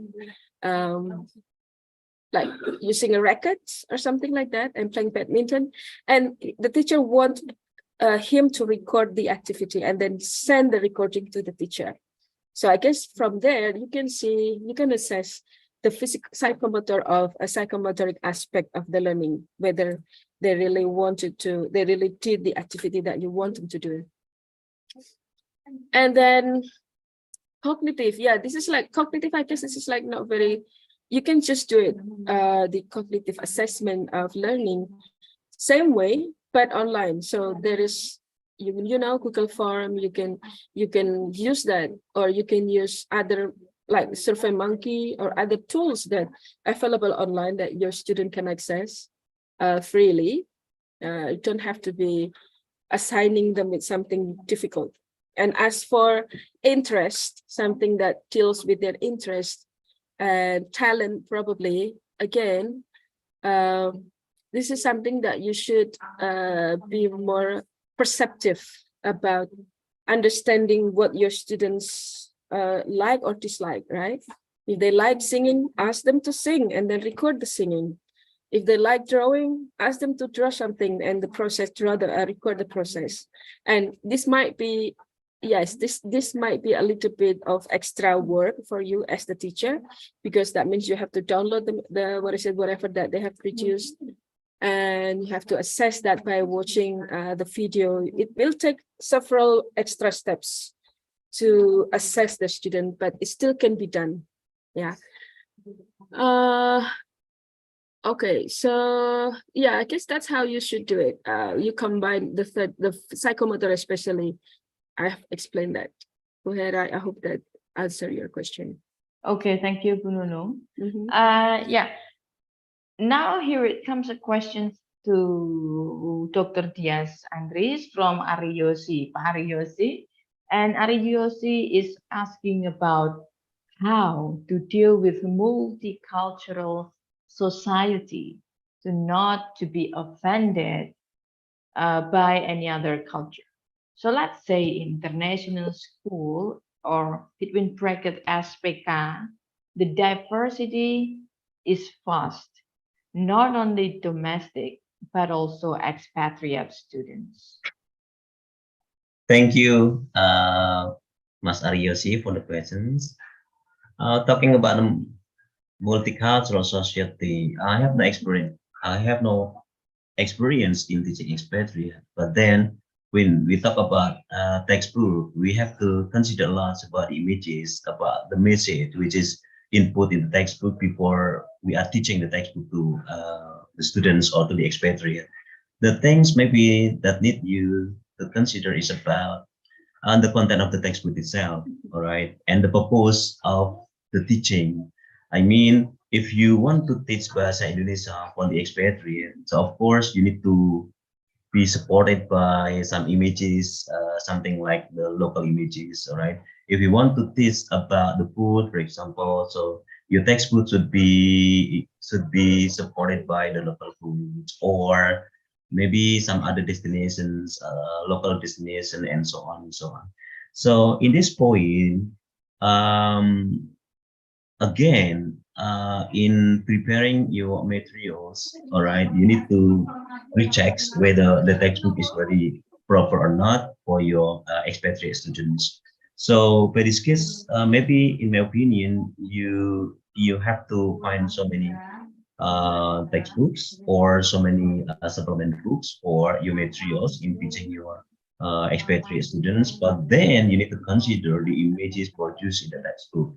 I mean, try to select, all right, the images, the pictures, the symbols, the sign which is implemented in the textbook that you are going to teach the expatriate student.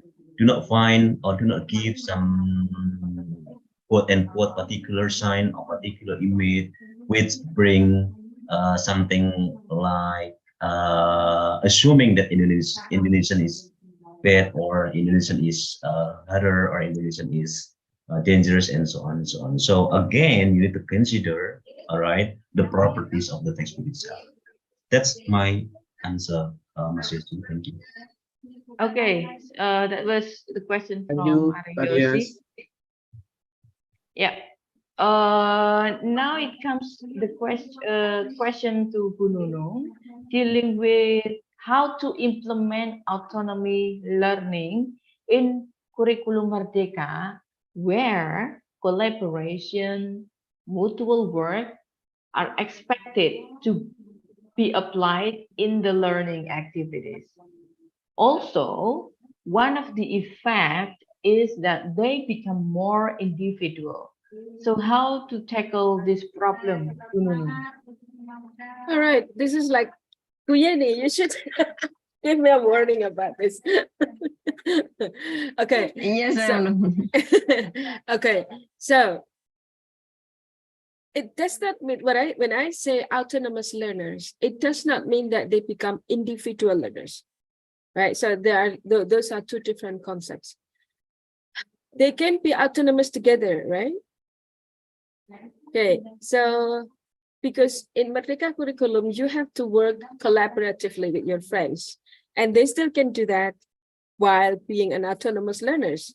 And how do you do that? Because you can ask them to make groups, ask them to work in groups, and then give them some problems, give them none of problems, but more like a project, right?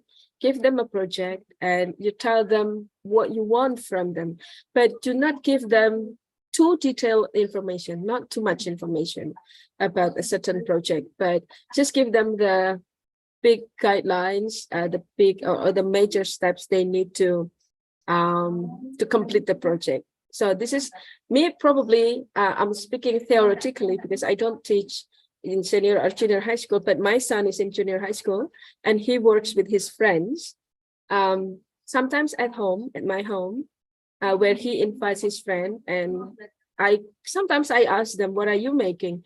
And he just told me like, oh, our teacher asked us to make this, but they don't tell us how. So he and his friends use Google to, find some kind of information about how to make a certain project. So the other day they were making a model of city, something, I don't know, I don't really understand, but they they use a lot of sticks and glues and papers to build kind of like small architecture building. So they use Google a lot and they use it together. So they distribute. So one of the leaders, and the leader was like one of his friends, okay, you go find information about how to glue stick, how to use glue stick, how to build this kind of city. So they have they divide the task differently. So there were 5 boys and they divided the task. So you do this, you do that, you do that, you do that. And one person is responsible to make sure that everyone is doing their part. So even when they are doing it like individually, when they were given a task, but in the end, they have to collect everything and combine everything to make the project come into being, right? Into a shape that can be submitted to the teacher. So I guess by doing that, that collaborative work, but they're doing it individually by distributing the task from the point of view of the student itself, I guess you can support them by letting them be autonomous, but also in a collaborative way. Gitu, Bu. Okay, no, thank you very much for your nice. Actually, I'm afraid of being not expected by the students. My not presenting in the class because the students so become the autonomous students. Autonomous, So they don't need the teachers. It is scary, right? No, they still need you. They still need you. I mean, like you have to give them the assessment, right? They can make whatever. It can be really good, but without the feedback from the teacher, without the assessment from the teacher, it means nothing, right? Because you still have to make sure that, okay, also this is up to your expectation. Whatever they're making is still up to the standard that the curriculum demands. So you still have to make sure that their work is in line with whatever that the curriculum requested, right? So there is like, I believe that there is certain level of achievement or understanding that the student have to achieve in order to pass the bar in the syllabus, right? And that is your job as a teacher. They still need you to tell them, okay, you're doing this the right way, or you're doing this incorrectly, you have to do this way. But you don't instruct them like telling them point to point, but you just give them the general imagery. You make this, and then you give the job to you, and you make sure that everything is up to your standard, right? Because they have to work to your standard, and your standard was defined by the syllabus and the curriculum, right? So they still need the teacher. What do you mean that they don't need the teacher? Yeah, okay, thank you, Ma'am. All right. Thank you. All Yeah, Bu Yani and Bu Nono. Here we have a question to Pak Dias, delivered by Pak Amin Wibowo. It is a great presentation about this course. Can the teachers explore the textbook more interestingly using viewing skill? Yeah. Pak Amin and Pak Dias, how do you see the situation about the interesting part applied in the textbook? Pak Dias? Oh, okay, Bu Lely, thank you. So, Pak Amin, as the public schools in your schools and some other school, which is a government possesses, so of course, you use the textbook produced by the government's Minister of Education and Culture, grade 7, 8, and 9. And this kind of textbook, you can find so many pictures or pictorials or images, right? And some of the pictures produced like Indonesian, like Japanese cultures, like religious, like tolerance, like genders and identity. All right. So you can find those images in national books or in the government books. But then when the teacher is from, sorry to say, another or particular schools like Catholic schools or Hindu schools, of course the teacher may produce their own textbook with the different image, all right, with the different image, with the different picture, because the image and picture here represent and deliver the messages. If you ask me, if the textbooks will be more interesting by viewing skills, so of course you can do that. I mean, you can do that. Even you can sample, you can give more supplementary with the related images or the related pictures. All right, given to the students, the textbook itself, because usually the textbook, it is the living documents, and this living document is very sufficient.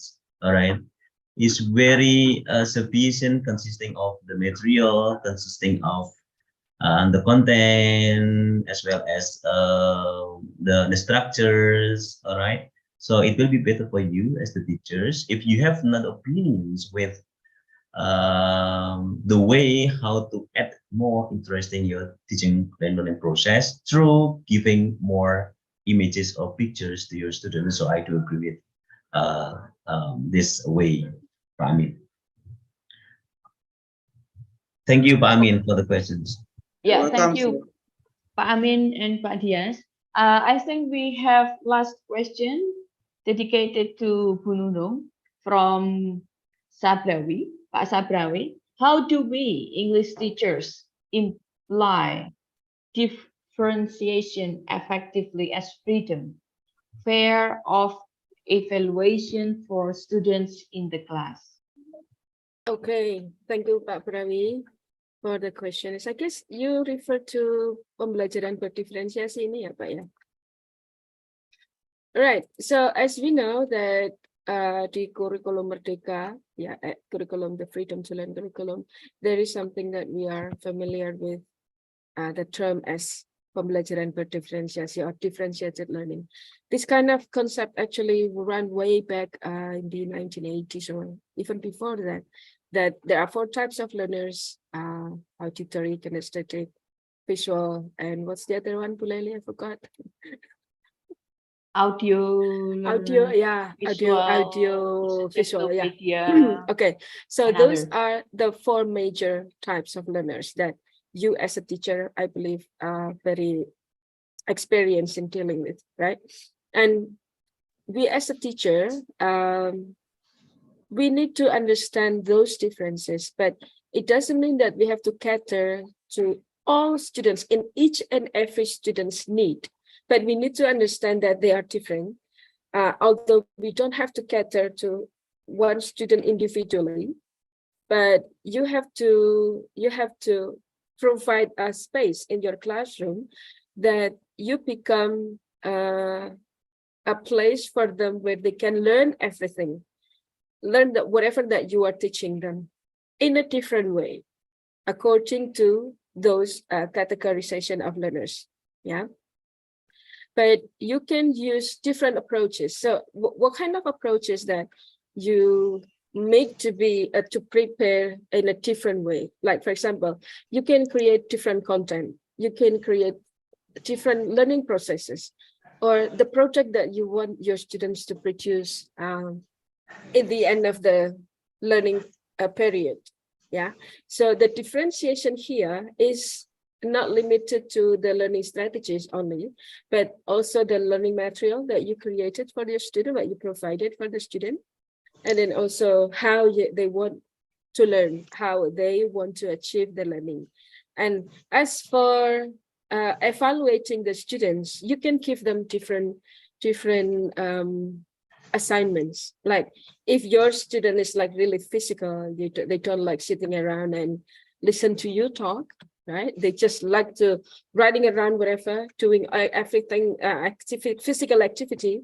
You can group your student to the ones that are like them physical student with physical students, kinesthetic with kinesthetic, and then auditory with auditory, and give them the project based on the preference and the result that you want to produce based on the need of those students or the type of learners that they are, that according to you as the teacher, because you know the teacher and you know your students, right? You must like have the experiences of dealing that if you give something assignment to visual learners, something that they have to do physically, probably they will not like it. They will do it, but it will not produce a good result because they don't like the way they do things. But if you assess them using like something more physical, kinesthetic learners should be assessed in a kinesthetic way, or visual learners should be assessed using a visual way. This is how you, you provide different strategies to evaluate your students, so that as a teacher, yes, this means more work, but if you implement the autonomous learning strategies, yeah, you can give them the instruction and let them do according to their best of understanding, according to what they understand best about the assignment, so that you don't have to, to be too exhausted in preparing everything, but you just probably in the beginning, before you assess your student, you will have to prepare probably 4 worksheets. Usually you only need to prepare just 1 worksheet for everyone in the class, but because you understand that you have 4 different types of learners, so you make 4 different assignments for each type of learners. So yeah, I guess that should be able to be implemented in a differentiated learning context, Pak Dewi. I hope that answers this question, your question. Yes, Bruno, it's clear. Okay, thank you. Okay, thank you, Pak Sabrawi and Bu Nunung. Thank you. I'm afraid that we ran out of the time, and I believe that we have answered the delivered questions. So I thank dear participants and ladies and gentlemen, and to all speakers. But we have Siti Nuraini PhD, Bu Nunung, and Dr. Dias Andris, Pak Dias. Thank you very much as our speakers for today's program. Thank you very much for the enlightening, for enlightening us with the insightful thoughts, and for the setting session as well. Okay, and thank you for the active participants, for the questions delivered by the participants, and it's wonderful to have this kind of engagement. Okay, so I think we have completed all sessions here, and it was a pleasant occasion that we could gain fruitful knowledge and share valuable experiences in this forum. Hence, we are grateful for having the speakers, and thank you for the participants with the participation. Hope to see you all again at another time and another agenda. So, okay, have a good day. I think we close the session officially, and this event is dismissed. Thank you very much. Have a good day. Thank you so much, until we meet again. Bye-bye for now. Thank you, Nice Dias, Salam. and everyone in this Zoom meeting. Thank you so much. I'll see you. We'll see you again in the next 2 weeks. We will have another one right here.